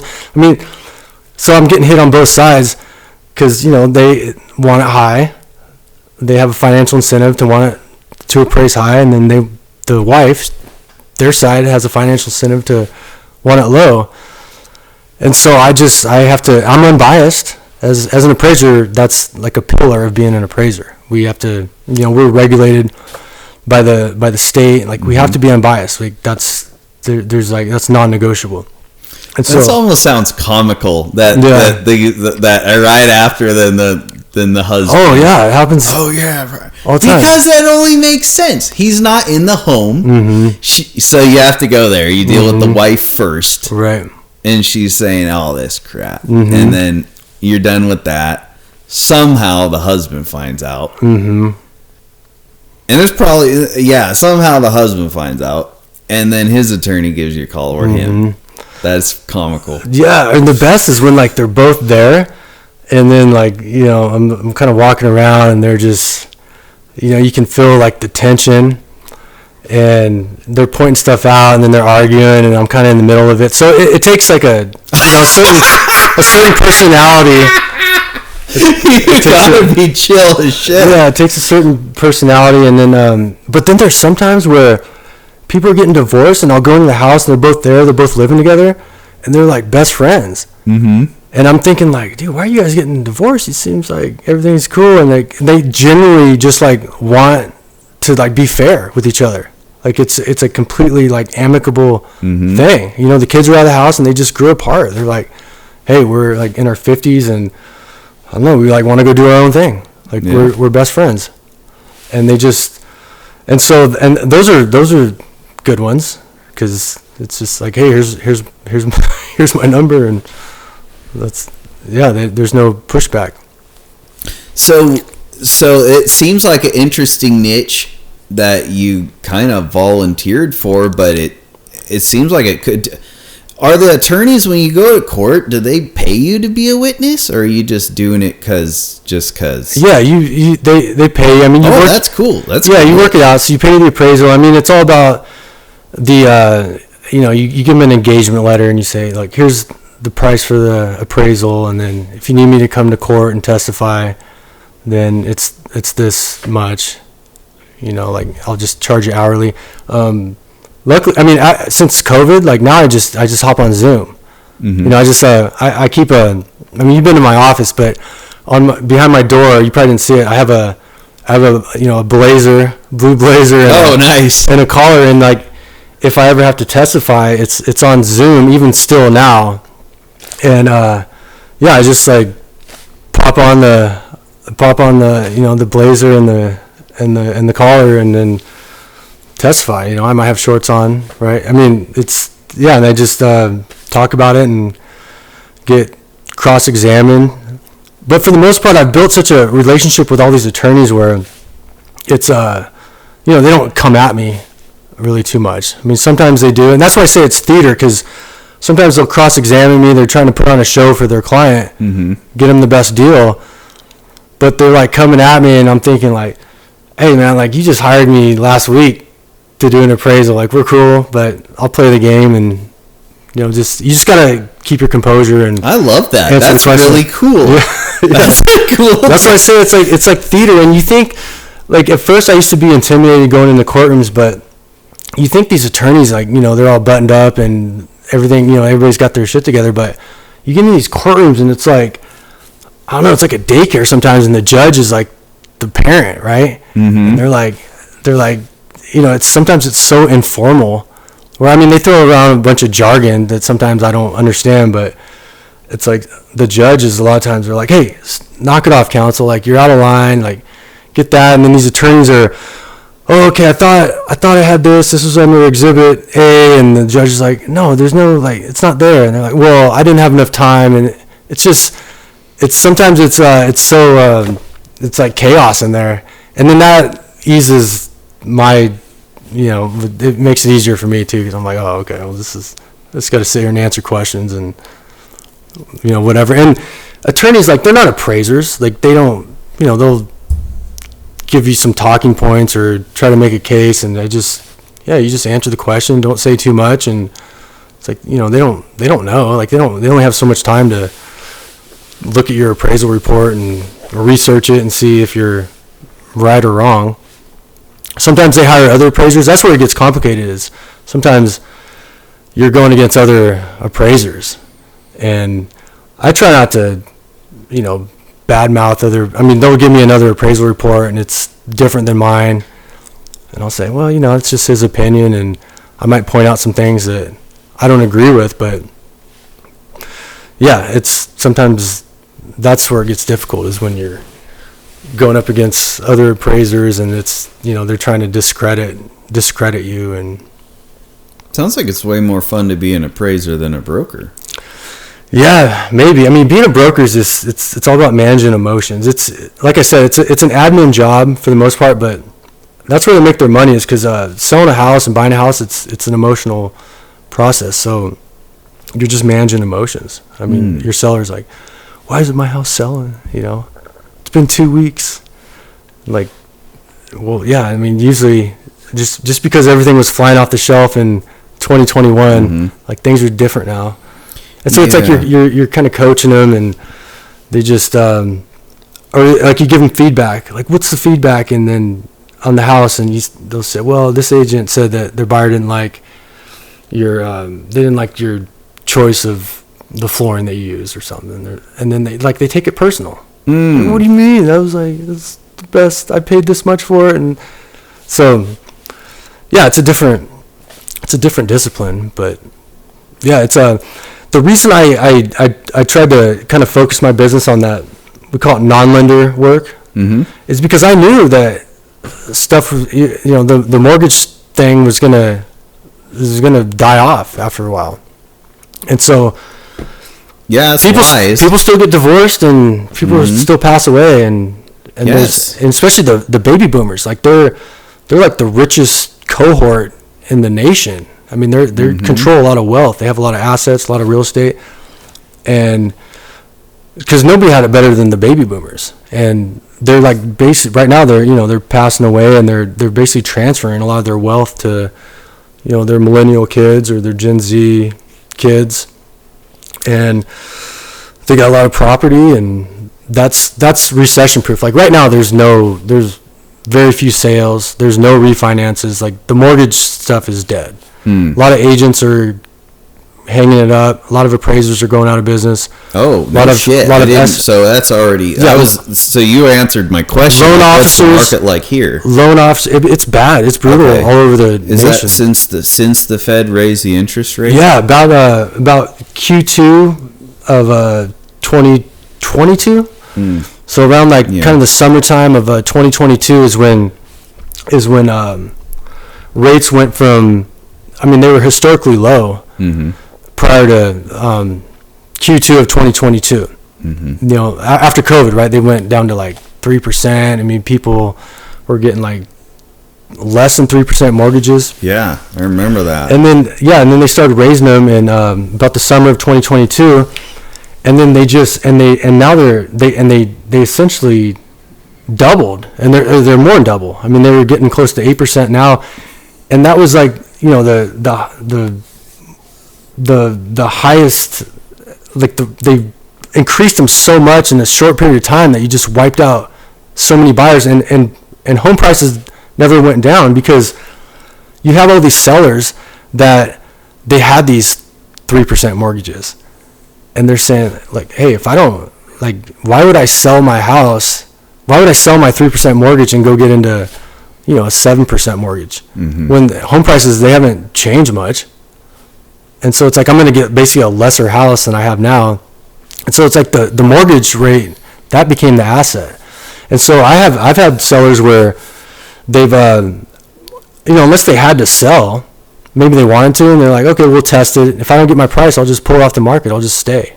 I don't care. But yeah, unless you have to move, maybe you got divorce or death or life or job relocation, you don't have to sell. Mm-hmm. And so that's why there hasn't been. I think the Fed miscalculated, because what they're trying to quell inflation. That was their whole thing. And so I think what they thought is they didn't want they wanted to raise rates fast, rapidly, because they didn't want people freaking out and then refining their house and pulling out a bunch of equity, and that would have just kept inflation going. Because people were so like house rich, like equity rich in their house, and they didn't want them to like start pulling out equity. So they wanted to like make sure that nobody was going to refinance their house, and they just thought that, hey, if we raise interest rates, then home prices will just come down eventually, because you're buying the house based on what your monthly payment is. But that's what I think they didn't foresee, was that home prices didn't come down because people were just they were just staying put in their house. Yeah, and I'm thinking very Washington State centric too, because you got that influx from California, and we were blessed with that, I guess, a blessing. But then you got other states that their populations are going down because of the exodus. So a lot of Midwest. Yeah. Well, yeah, that could be the Midwest. It's so say Spokane, okay? Because I moved here from Vancouver, Washington. And over there, and I was in Seattle prior to that, so I was working that whole west side. And basically what happened is, like, you had, not only did you have the Californians coming up to Spokane, you had a lot of that west side money coming to Spokane. Yeah, and it's like Spokane. Seattle, yeah, and Spokane was always, it's basically like they finally kind of caught up. I mean, they're still not, it's still cheaper in Spokane than buying a house in Seattle ever since they finished the damn I-90. Right. I remember that my whole childhood was like, yeah, me too. I wasn't finished, and then I get back from the Marines, and then after like 12 years, and then it's finally done. Well, it's not done, but they're making. I think they're at phase. They finished phase 1 of 3, so I think they finally connected it to like that Wellesley interchange off Freya. But yeah, if you drive down by Spokane Community College, it's like they're building that overpass like over the college. Oh yeah, that one. Yeah. Yeah. So I mean, I noticed that too, because I hear you. I was when I went to high school, 20 plus years ago over here, it's like I think they were like just starting it around then, and then I was gone for a decade, and now that I'm back, it's like it seems like now they're finally getting some traction going. Well, also the I-90 from here to Seattle, whatever that pass is, that for the longest time they were still doing construction on that too, and ever since that opened up, that made traffic to Seattle and back a lot easier. Right. Yeah. Yeah, but that's man, if they could get that north-south freeway going, yeah, that'd be great, because that would cut out a lot of crap. Yeah, because especially with all the people that have moved to Spokane, they call it Boomtown, right? What's that? One of those I don't know if it's Crim 2 or something, but they've had a series they call it Boomtown USA, and yeah, Spokane was like on the national radar, where they had the price appreciation for home values here was like, appreciating at a faster rate than anywhere in the nation. Like this in Coeur d'Alene, and then like Boise. We've heard about Boise.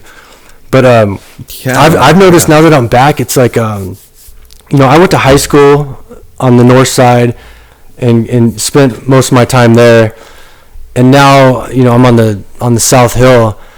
It's like, dude, the north side is like a different like city or state to me now, because it's such a nightmare, like getting from the south to the north. I mean, the 90's fine, I can get to the valley quick, I can get Delray Heights or the airport. But man, like trying to get up north, it's a Division. It's a nightmare. Division, Ash Street, and it's just, and especially in the wintertime, it's just like you won't even do it. Yeah, Spokane's got, but that's one thing I've noticed too since I have moved here, and I guess I give credit to Nadine Woodard. But the former mayor. Did she lose? Yeah. Oh shit. Yeah, it's the Lisa Brown era now. And then the what is it the police chief? He just resigned, or he's out too now because that initiative didn't pass. Well, I'm happy about that actually, but I didn't realize. That's too bad. Nadine Woodard, she did a good job of, like, when she was the mayor, there was roads getting finished every year. So we'll see what's up with Lisa Brown. Yeah, hopefully she can do a good job. I mean, I try to be, agnostic when it comes to political stuff, but yeah, I know I thought I liked Nadine too. But I don't know a whole lot about Lisa Brown, but yeah, it's gonna, I don't know, things. Well, Lisa Brown was always like, it seemed like she was the rival that would pop her head up she'd run for something and always lose, and then now she finally won. Right. But so that's interesting. We'll see. And yeah, the politics in this city, there are some places now, like up in Brown's Edition, where it's starting to look more like, I guess, Portland. Not as in a bad thing, but like the demographic of people. Well, it's not. It can't be a good thing, because I mean, I came from Portland. I was in Vancouver on the other side, but Portland was just this like beautiful metropolitan city. Used to be nice. Yeah, I used to take my daughter down there, and it was cool. You always go down there, and then after COVID, man, the homeless stuff got out of control. The crime, all the.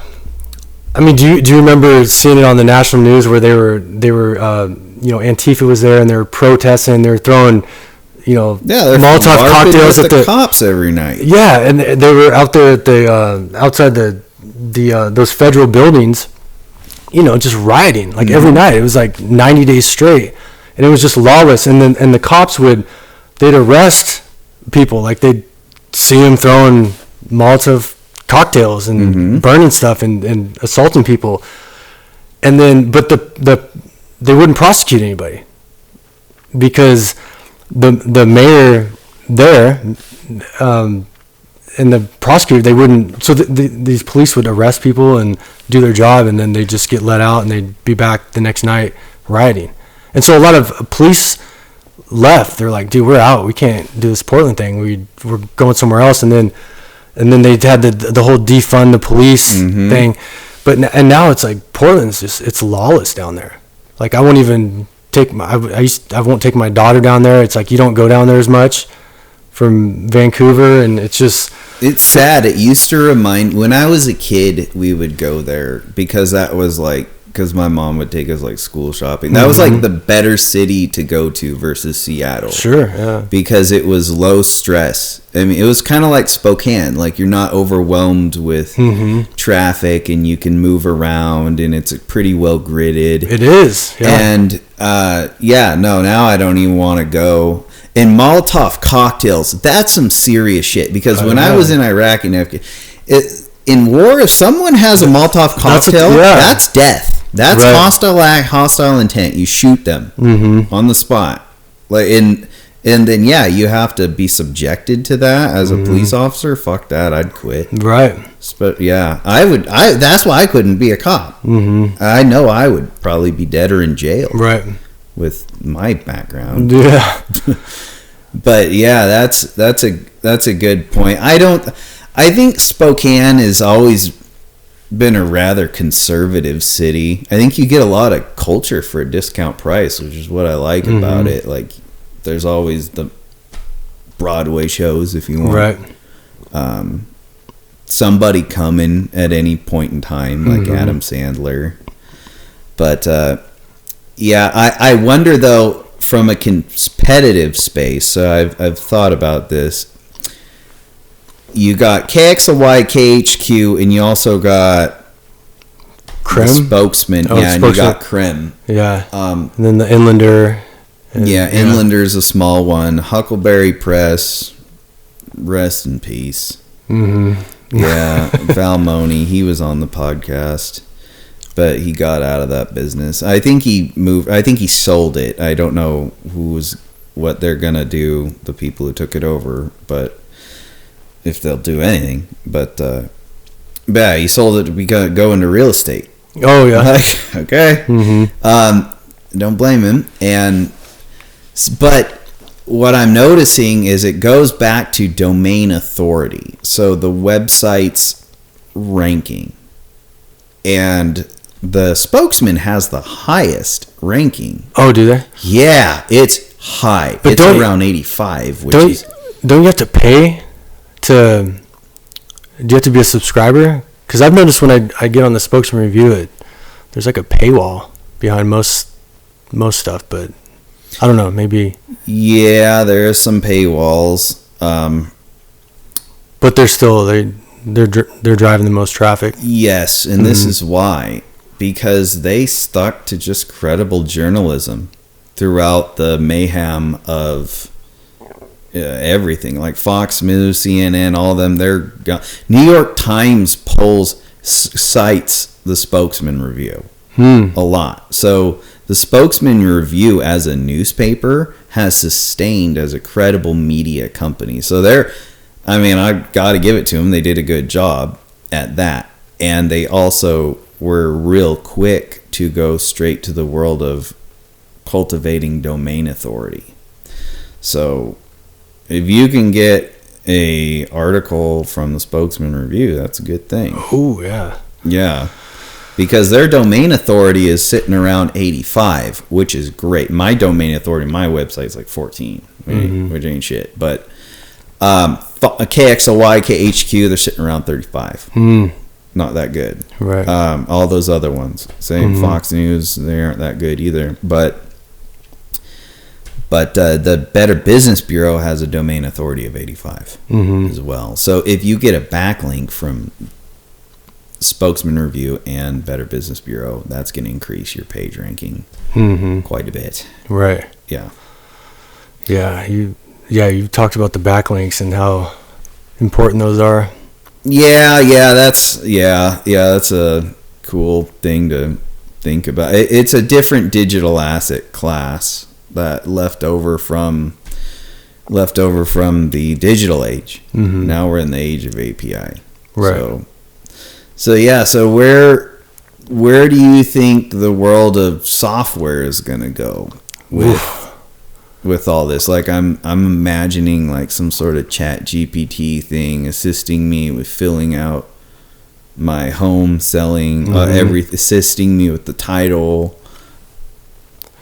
Yeah, that's I've played around with you can do that. There's this one called Claude .ai, and they're is it like Anthropic is their I don't know, their subsidiary or whatever you call it, but yeah, on that one you can upload like PDFs and they can review it for you and give you suggestions. But yeah, I don't know if it's there yet to help you like fill out a form. You probably still need someone to help you with that, an attorney or an agent. But yeah, it's coming. I mean, DocuSign. Yeah, DocuSign. I use that all the time. Is a company that a lot of I use it all the time. Yeah. Yeah, that's a stock worth owning. Yeah, I think so. Yeah, because they hold up in court.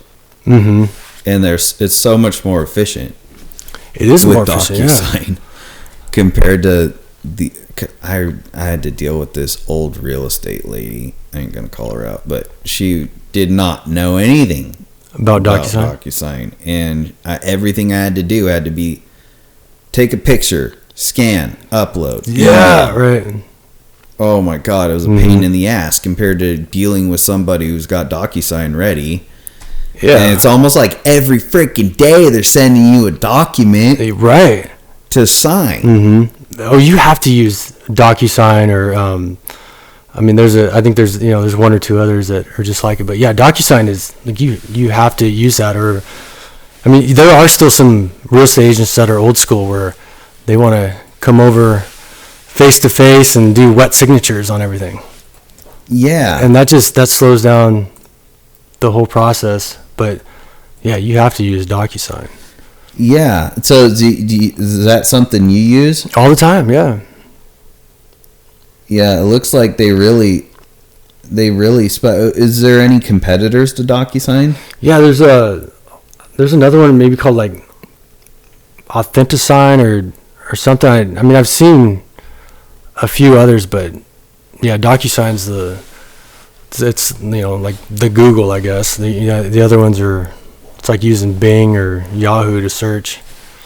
So, do you have insurance for whatever it is you do? Doesn't seem like you would need it. You got all these attorneys. Oh no, yeah, we have to have insurance. It's called errors and omissions. Errors and omissions. Yeah, insurance. E&O. Okay. Yeah, I have to have it for my appraisal company and my brokerage.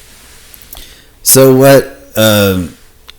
All right. So if you mess up for whatever reason, they cover you. Yeah, or someone like tries up to one home. Yeah, or someone tries to. I mean, you have a policy and a limit, and yeah, say someone files a complaint against you with the Department of Licensing. Yeah, sometimes you can, and they want to investigate you. You can, you always have to notify your insurance. Say, hey, I'm being investigated, and they'll give you an attorney if you want one, or you can go at it on your own.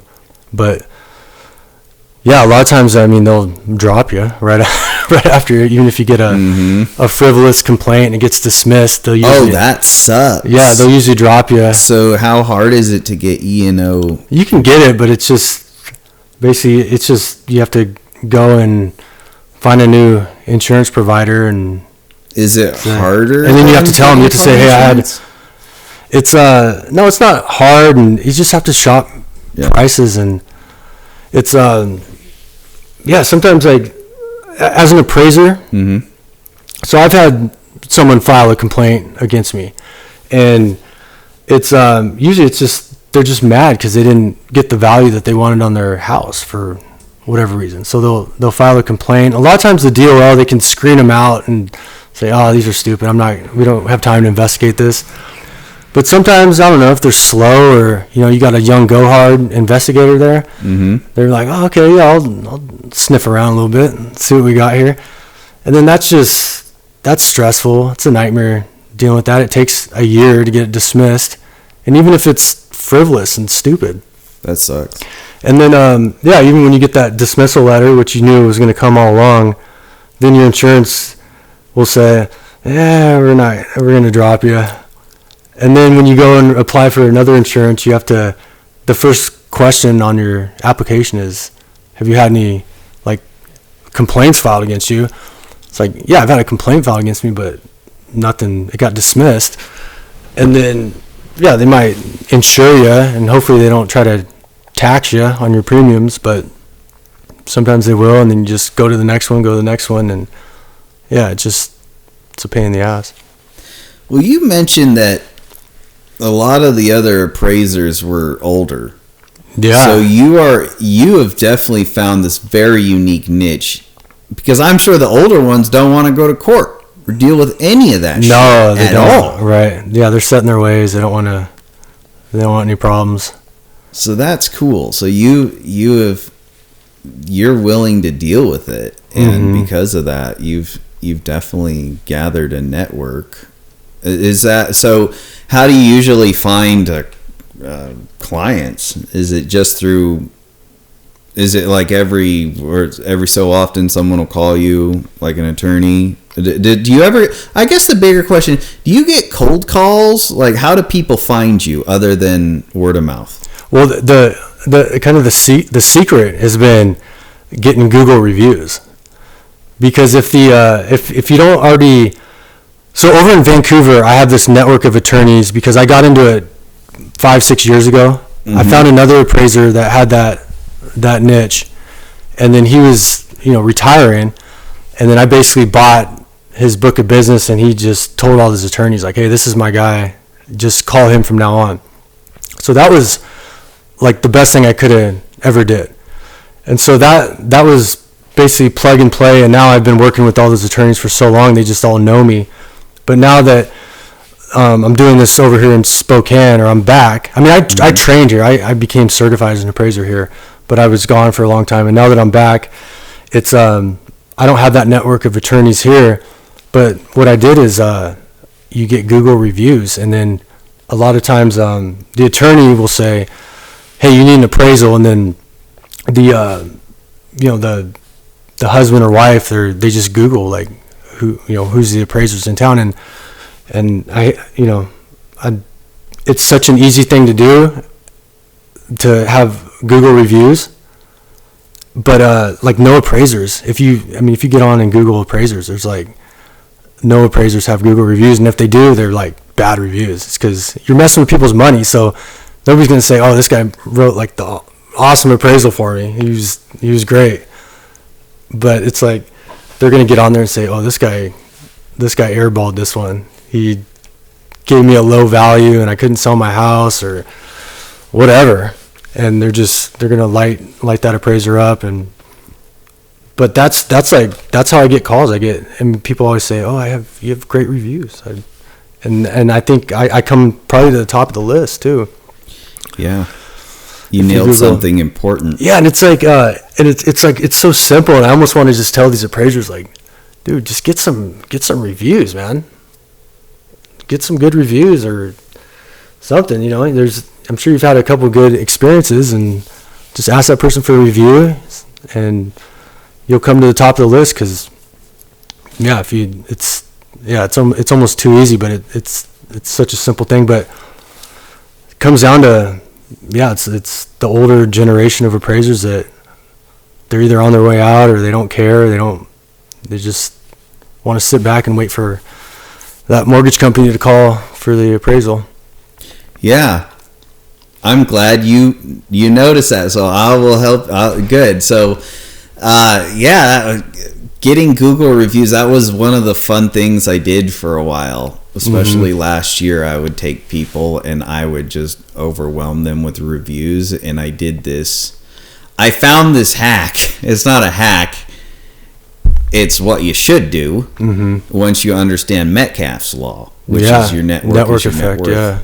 So every single review, you should like every single review and encourage every person to like every review. I've heard that. I've heard that too, and I've heard that you should respond to your reviews, which I don't do just because I don't know, I don't want to. I just want to. Oh yeah, then that shows you have bad customer relationship management. Yeah, you should respond to every review, and because even if it's a negative one, even if somebody gives you a 1-star review, they're actually hooking you up.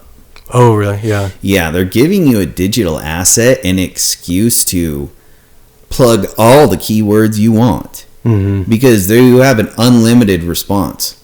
So you can get a bunch of keywords or ask ChatGPT to give them to you that relate to your thing, and then convert it, make it so and then paste that shit in. And then also, if you get a negative review, just report it as spam. You can report one negative review as spam a quarter, and they'll generally just get rid of it. And that'll help. Also, my dad thinks he's number one on Google right now, but I don't know if he is. I'd have to check. But either, always do Google. Always add an update. And this doesn't cost you nothing, but it's like a review in a way. It's just more content to your cluster on your Google business profile, because you really don't need a website. Your Google business profile is a really cool thing. So if you work it, Google rewards you with leads, and people will call you. So yeah, always add at least 3 updates a week. If you're at a house appraising something, take a picture. Oh, like post a photo. Like, what other updates can you do? Yes, so photos. You can add some videos. So what I do when I at my Google Business Profile thing that I can access from the Google Search Console, I add a photo into the photos, and then I go down to the updates and I add the update. I type update. Hey, I want you to know that this is the best real estate appraisal company in Spokane 2023. Oh, okay. Because the date is very important. Relevance always defeats prestige. Relevance defeats prestige. Mm-hmm. Do you want Seahawks schedule 2022 or 2023? You know. Relevance beats prestige. And so before you upload if you're uploading it from your phone, I don't know how you can change. You probably change the image name, but always change the image name to best whatever you want Spokane or the noun in Spokane 2023. Upload it, and then you're adding more content cluster around your node, and so you're doubling up too. Picture up in the add pictures, picture down in the add picture with the words for the update. And that's just as good too. And that'll drive traffic. Unless you're a media company, nobody will fucking call you. Yeah. But yeah, if you have a legit service, you should do that. And services are definitely rewarded by working that Google Business Profile. That's huge. Another thing I do is through YouTube. So when you look up something, if you can make a living off of doing this shit. And this is kind of what I do. Like with these podcasts, I look up the most common questions, and then I title that podcast those common questions. So that way at least meets search intent. But when you make a short video answering a question, that's going to be the first thing that populates on Google. So, yeah, because Google owns YouTube. Right, yeah. Yeah, so it's pulling, if you're using Google Chrome, it'll pull the short video answer first. Right. Well, isn't that, I've heard that, like Google, everybody Googles something, right? Like how to do this, how to do that. But then the second biggest search engine is people just go to YouTube. Like, how do I do this? How do I do that? Or what's this? Well, and now they're both. Now they one owns each other. So, for example, like last night, I dropped a video of the pacemaker bodybuilder on his channel, and it was one that flopped before the night prior, and because I chose the wrong title. I was fucking around. I chose the wrong title, but I knew it was a good, decent video. So I knew that I needed to choose the right title. So with the shorts, you just delete them, re-upload them. If it's long form, you just change the title, and it should. But either way, I went to the Google search bar and I typed in gym motivation, whatever, and then it populates with the featured snippets. That's what they're called. Featured snippets are those common questions other people ask. Those are the ones you want to title the video. So if you literally so it's going to populate with 5. Usually 3 out of 5 are going to be winners. And so when you title your short or your video with that, when people go to type that in, your video should be the first to populate in most cases. Unless it's like a really competitive one, like how to tie a tie. Yeah, right. Yeah, but yeah, that's how you can get big in Spokane real quick. Is through shorts and just answering stupid questions as they relate to real estate. And I mean, shit, we can make this podcast competitive for that right now. So let's talk about. I go to Google, let's do real estate appraisals. Appraiser, real estate appraiser. Let's go down. What does it take to become an appraiser in Washington State? Well, you already said that. What is an appraisal in Washington State? Well, I think you said that. So those will be added in the video description because you already answered these. How do I become an appraiser in Texas? That's probably the most commonly asked, more asked than Washington. Yeah. What increases the value of your home appraisal? Price fixing. Yeah. So those are common things, but anything. What you're doing is good. Just keep working that Google business profile, and that will continue to drive traffic to the website, which will increase your domain authority to the website. So that domain authority is kind of like patent protection too, for all sorts of other issues. And so that's a good thing to consider. So how often do you work out at all? Yeah. Talk about your workout schedule. Well, now I have 2 small kids now, so I'm I've always been kind of a gym guy, not a meathead, I guess, but I always liked going to the gym. I was an athlete my whole life, and I've always liked going to the gym. But now when you have 2 small kids, it's I still go to the gym. I don't get there as much, but it's all about the micro workouts. So I just try to make everything a workout. And so I'll give you an example. When I love taking my kids to the park. Yeah. And so I'll take them to the park, and they're playing, going wild. When nobody's looking, I'll jump up and do some pull-ups or run some sprints, or just do whatever. Or when I'm at my house, I'll do some kind of micro workouts. When I'm in my office, I'm doing bands. I'm just always trying to do something to manipulate my body. And and then I'll still go to the gym and try to bang some heavy iron too. But that's what it is you just I just try to make everything a little micro workout, or I'll grab my kids and throw them around and do something that's going to exercise my body, and then just try to, and then focus on my eating more. That's wise. What disgusts me is when I see a lot of American parents that are just, they hold their kids out in front of them as an excuse. Yeah, why they're lazy and fat. Mm-hmm. And that proves that you can always do something. Yeah, you got to find a way. But I get it. When you start having kids, it's your sleep's disrupted, and that's a whole nother deal. You're stressed out more. Kids bring a lot of stress, and then you're kind of you're eating like shit.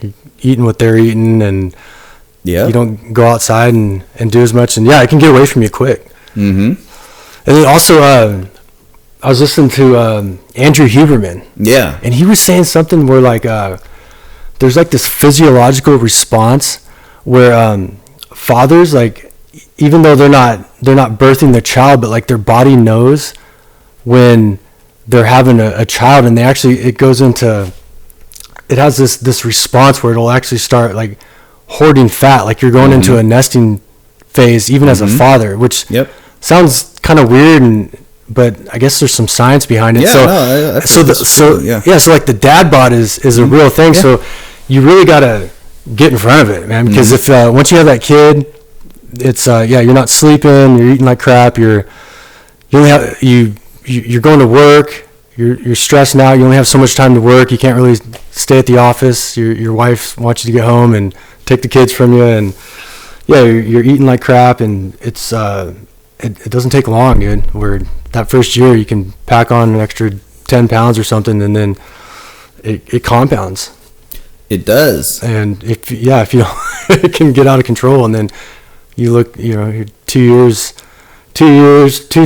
and a couple kids later, you're like, damn, I'm 30 pounds overweight, and it's just harder to lose it. And then, I don't know, your body becomes insulin resistant, you're older, it's just harder to shed it.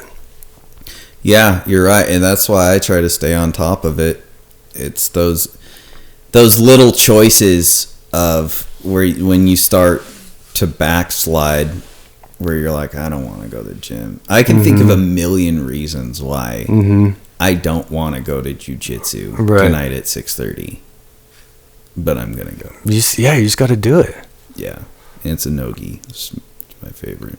Yeah, or even like right now the sun's shining and it's like, great day. Yeah, you got to go outside. And that's another thing Huberman says is he says one thing that's non-negotiable is every morning you got to get outside and even if it's cloudy, you have to get outside and you have to get that sunlight like in your eyes, and you have to get it on you because it regulates your circadian rhythm and all the hormones and the stress responses. Like it just sets the tone for everything. And he says like that's one thing you got to do. If you could do one thing that's non-negotiable, just get outside every morning. Yeah, that is important. The vitamin D, and I feel it myself too when I don't leave this house and I'm just stuck in a 2-foot space behind a computer screen all day. Yeah, and then that's another thing. You're looking at artificial light all day, and I mean, I have a stand-up desk. I mean, you see my office. It's just I'm trying to stand most of the time, and I don't know. I mean, I'm like swinging my legs and just trying to make it a workout, and not because sitting, that'll kill you, right? Like what do they say? Sitting's the new smoking, and it's hard on your neck and your posture. And isn't it? Yeah, sitting is the new smoking. In fact, I was thinking about the importance. I was thinking about just jumping into a manufacturing job for 3 months through a temp agency just to get my body in shape, make some money, get my body in shape. Just because it's been a while since I've gotten that. In my world of data, I don't have that. Go to work with people every day, wake up, work myself to death to go, or work myself to sleep, go home, go to sleep, wake up. Go. As much as I hated that, I kind of am missing it now. But it definitely had good things for my body. Like one time I took this working steel. Dude, iron working is tough. That's no joke. Oh, that's funny, dude. I worked at a steel factory for a few months. Not very long, but yeah. Yeah, I did a 3-month thing, and I'm like, man, that shit burnt me out. But I had this job where it was 3 months. I worked at Huntwood Milling, just working the mill. Yeah, just grabbing it, and my left arm got good because I had to put the boards over there. Right. But I think I'm seeing that. I feel that those jobs are actually more valuable than a lot of the shit I do. Like I'll sit and I'll mine through data and I'll find these insights and crap, or I'll make a model. But it's like at the end of the day, if I work for one of those things, I know I'm getting the work out in my body, because I only go for those hard labor jobs. But it's not sustained. It's just that 3-month like boot camp kind of a thing. And that's that's what's nice about temp agencies, is you can just lean in and out. It's the gig economy, literally. So if I want to essentially like be a Uber for workout pay, then, which ain't bad. I mean, they're paying like 17 to 18, 20 bucks an hour for just a dude. And that's the crazy thing. I don't know if South Park came out with their newest episode, the Panderverse. Oh, and that was part of the joke was it was all the handymen that were the billionaires because nobody else knew how to do shit. Yeah. And so the handymen were like trying to start cage fights and go to the moon and stuff. Right. So, but yeah, I feel that those manufacturing jobs are important, because that really does drive a beating heart of our economy, is our ability to produce a product. And And that's something I even think about in terms of software too. Like, you build a piece of software, it's here today, gone tomorrow. But like, I built this table myself, Right. Yeah, and it's great, and it'll last a long time. And I have, but I guess it's to me, I just need it. I just not be lazy and get to do a workout job. right. To get because I feel myself slipping sometimes. It's hard to, and yeah. Well, even just exercise in general it's so good for your mood. It's if you're depressed, I mean, like your body wants to be in motion, like it and that's the one thing if you want to elevate your mood, go out and move, man. Go throw on some weight, go on a run, do something, go outside. Oh yeah, absolutely. There's this company I work for. Well, the season ended. It's called Funflix Outdoor Movies. It's cool. We do the inflatable movie screens. Oh yeah. Yeah, my boss, when he first thought of it, because he's a respiratory guy. He works at a hospital as his day job, and so he started this side gig. Funnest job. It's my favorite job, hands down. That's why I've been doing it like 5. This is coming up is gonna be my 6th year with Funflix. But it gets me out of here. It gets me out of the house. And it's just part time. It's at nights, and you go to different locations. You set up this massive inflatable screen, and brings a lot of joy to a lot of people, and it's great networking. Right. And I meet all sorts of different unique individuals that I would never thought to meet before, like Wayne Gretzky. Oh. Yeah, and Coeur d'Alene. Yeah. So there's all sorts of things with that. So that's always fun too. But yeah, I have that luxury though. I have that luxury because of one, my kids are older. And they're basically, and they live with their mom, so they can, and they're pretty much on autopilot and everything. So, yeah. But yeah. So what podcasts do you listen to? I listen to quite a few of them. I listen to my real estate podcast, but the ones that I listen to daily is there's this one called The Best One Yet. It's called T-Boy. So it's these two dudes. They're probably in their mid-30s, and they do the news stories. They pick 3, and they sprinkle in some other stuff too. But yeah, and they're entertaining. It's quick. It's got a good cadence to it. It's like 20-25 minutes, and they're out. And then I listened to this other one called The Daily Hustle, which is part of the HubSpot podcast network, and that's a quick 15-minute daily podcast that hits on tech and business and AI, the stuff I'm into. And then another one I really like it's called the Prof G, and it's a guy named Scott Galloway. Okay. Who's he's like basically a billionaire, but he does a really good job. He talks a lot about fatherhood and things like that, but he's on point with the same stuff like AI and tech. And so those are probably the 3 that I hit. And then I told you about this one, My First Million. Mm-hmm. That's another one where I subscribe to that. Yeah, it's like these mid-30s guys, and they're same thing, man. They bring on the best guests, and it's like mandatory that you have to business brainstorm with them. So they just talk about ideas for businesses, and they break down businesses, and it's great, man. Those guys they do a really good job. And then I listen to Rogan. Like everybody. Sometimes I can't, I get I tend to watch them more on YouTube, just where it's cut up, if I can't do the whole 3 hours. There's another one called Modern Wisdom. I mean, I listen to a lot of stuff, but yeah, I don't only have so much time. So, well, you mentioned HubSpot. Where do you usually go to find? Besides Joe Rogan is Spotify only. I guess where is your go-to place to find podcasts, or is there one? On the like the Apple Podcasts, Okay, yeah. one that's built in, or there's another app it's just called the Podcast app.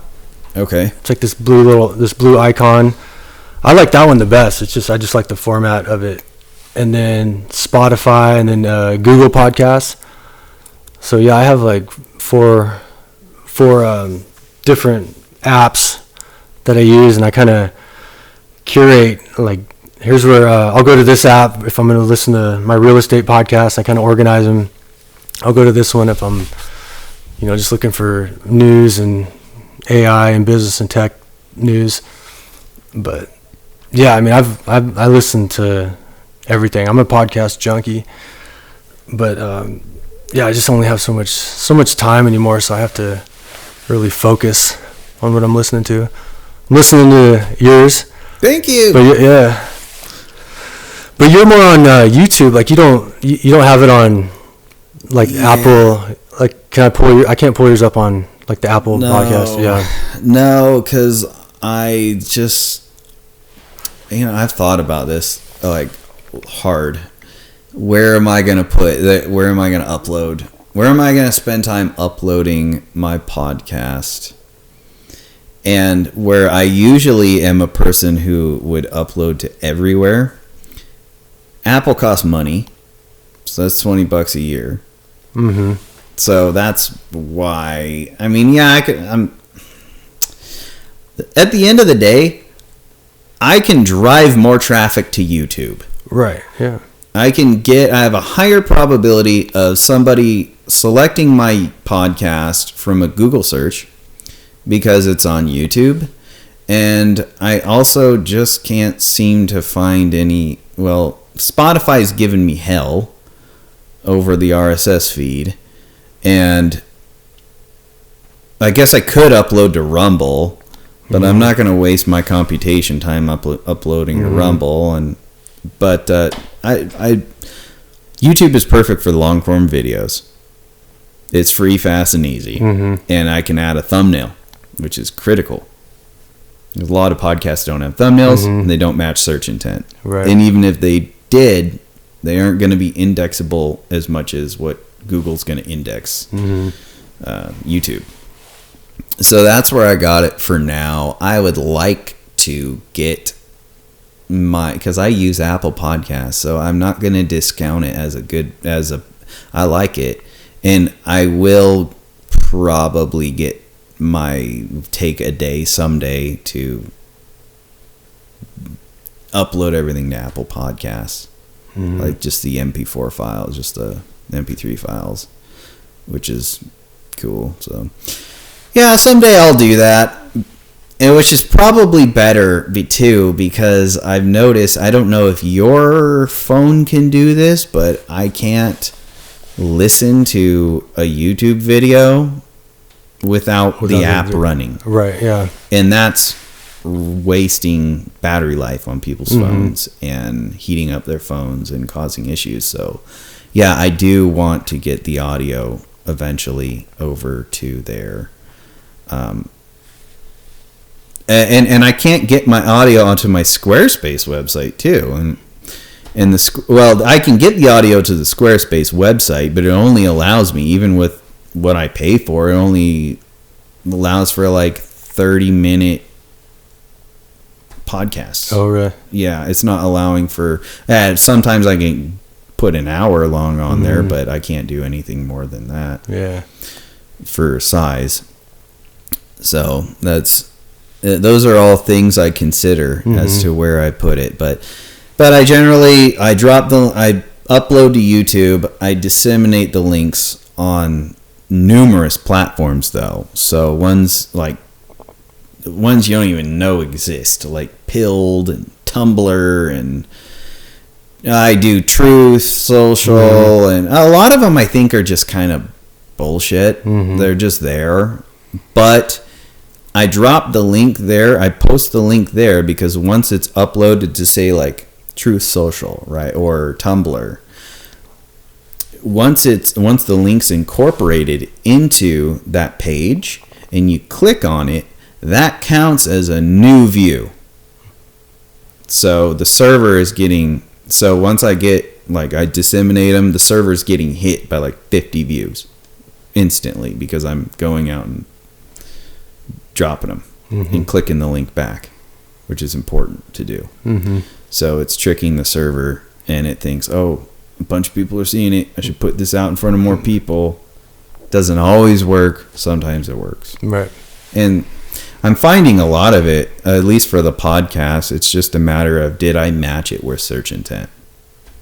And sometimes it's like, well, I guess how to talk to people, or how long does it take to hike the PCT is just more search than, say, how to be a real estate agent. But that's the thing though, is I'm not going to discount. I look at Google Trends before I for the keyword research. I go to Google Trends. I look at things like, are people saying recovery more, or are they saying rehab more for like in terms of drug addiction kind of a thing? And I see, and I'm going to go for the higher searched one. But yeah, I'll do that. I'll take those words and then I'll put those into the featured snippets, and then I'll see what those questions are going to populate. And then I'll take those questions and then I'll throw a semicolon. I'll add some more keywords. So I also have the YouTube keywords that I data mine quarterly. I'm due to do another one.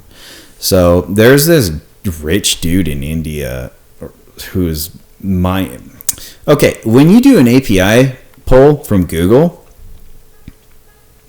you only get 50 rows a day, and then it starts charging you money.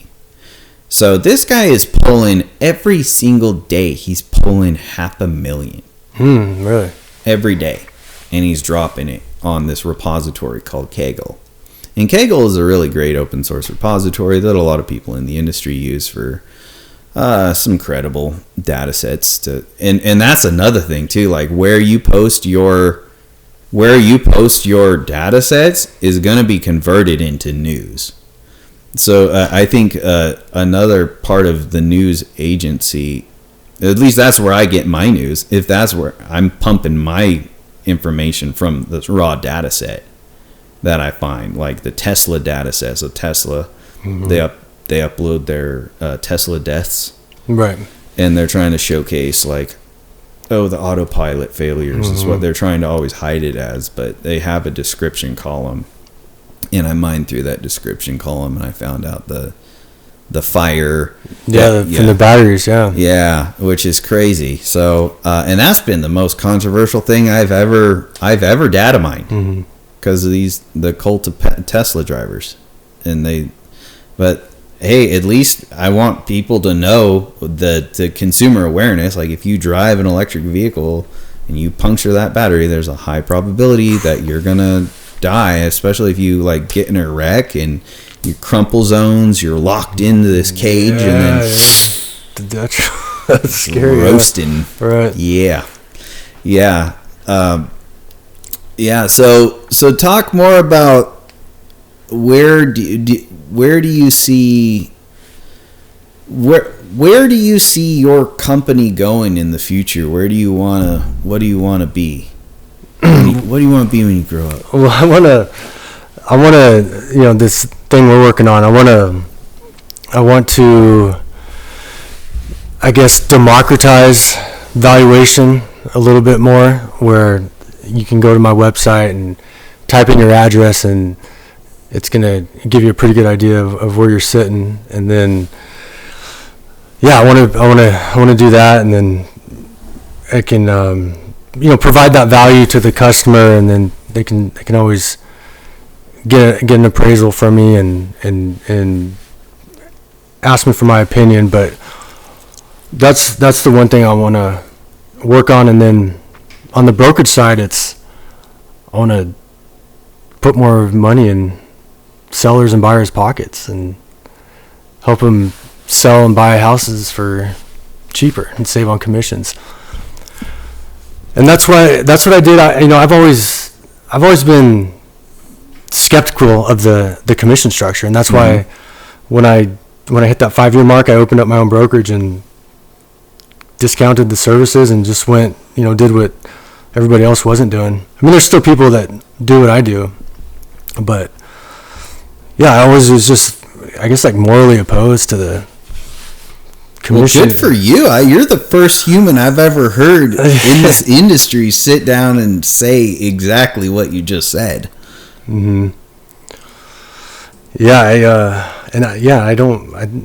I think agents, like, they're all great. It's just the structure, the way it is. I don't think it really benefits the consumer as much as it should. I think agents are great. I don't recommend going about it on your own, unless you're you know what you're doing. But the just maybe too expensive. Yeah. I don't blame you. So we've been going at 2 hours 20 minutes.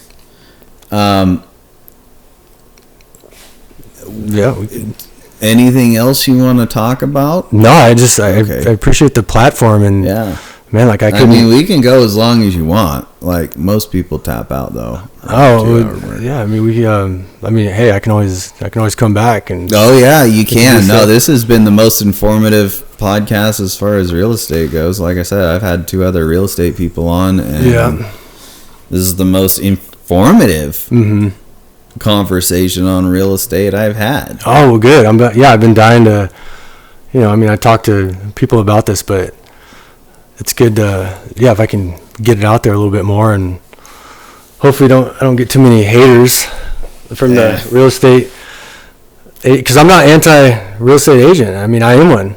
I think there's a better way to do it, a different way, and that's proof. That's why, it's like the jig is up. That's why there's all these antitrust lawsuits, is because people are upset and they don't want to pay all these commissions, or be forced to, I guess. It's good you're an outlier and you're speaking out and you're doing things that are meaningful and at least bringing awareness to it. It seems like that's a value-adding thing. So, I guess, where can people get a hold of you? I'm easy to find. You can Google my name, Jerin Harper, and then my number's there. My email. I'm on X. I'm on LinkedIn. I'm on Facebook, and I'm pretty easy to find. You can send me an email, give me a call. Cool. All right, everybody. That's Jerin Harper. I was gonna say harpy, like the harpy eagle. Yeah. Oh, the harpy eagle, dude. Yeah. I love that bird, man. That's my favorite animal. Yeah, the harpy eagle. It's the jungle eagle. Yeah, they kill monkeys. They don't mess around. Monkeys. Cavalcade. Cavalcade. That's Cavalcade is the word of the day. I hope you all remember that. The cavalcade's coming. Check out all of Jerin's information in the video description. Be sure to like, subscribe, smash that bell for more data-driven updates. Bye!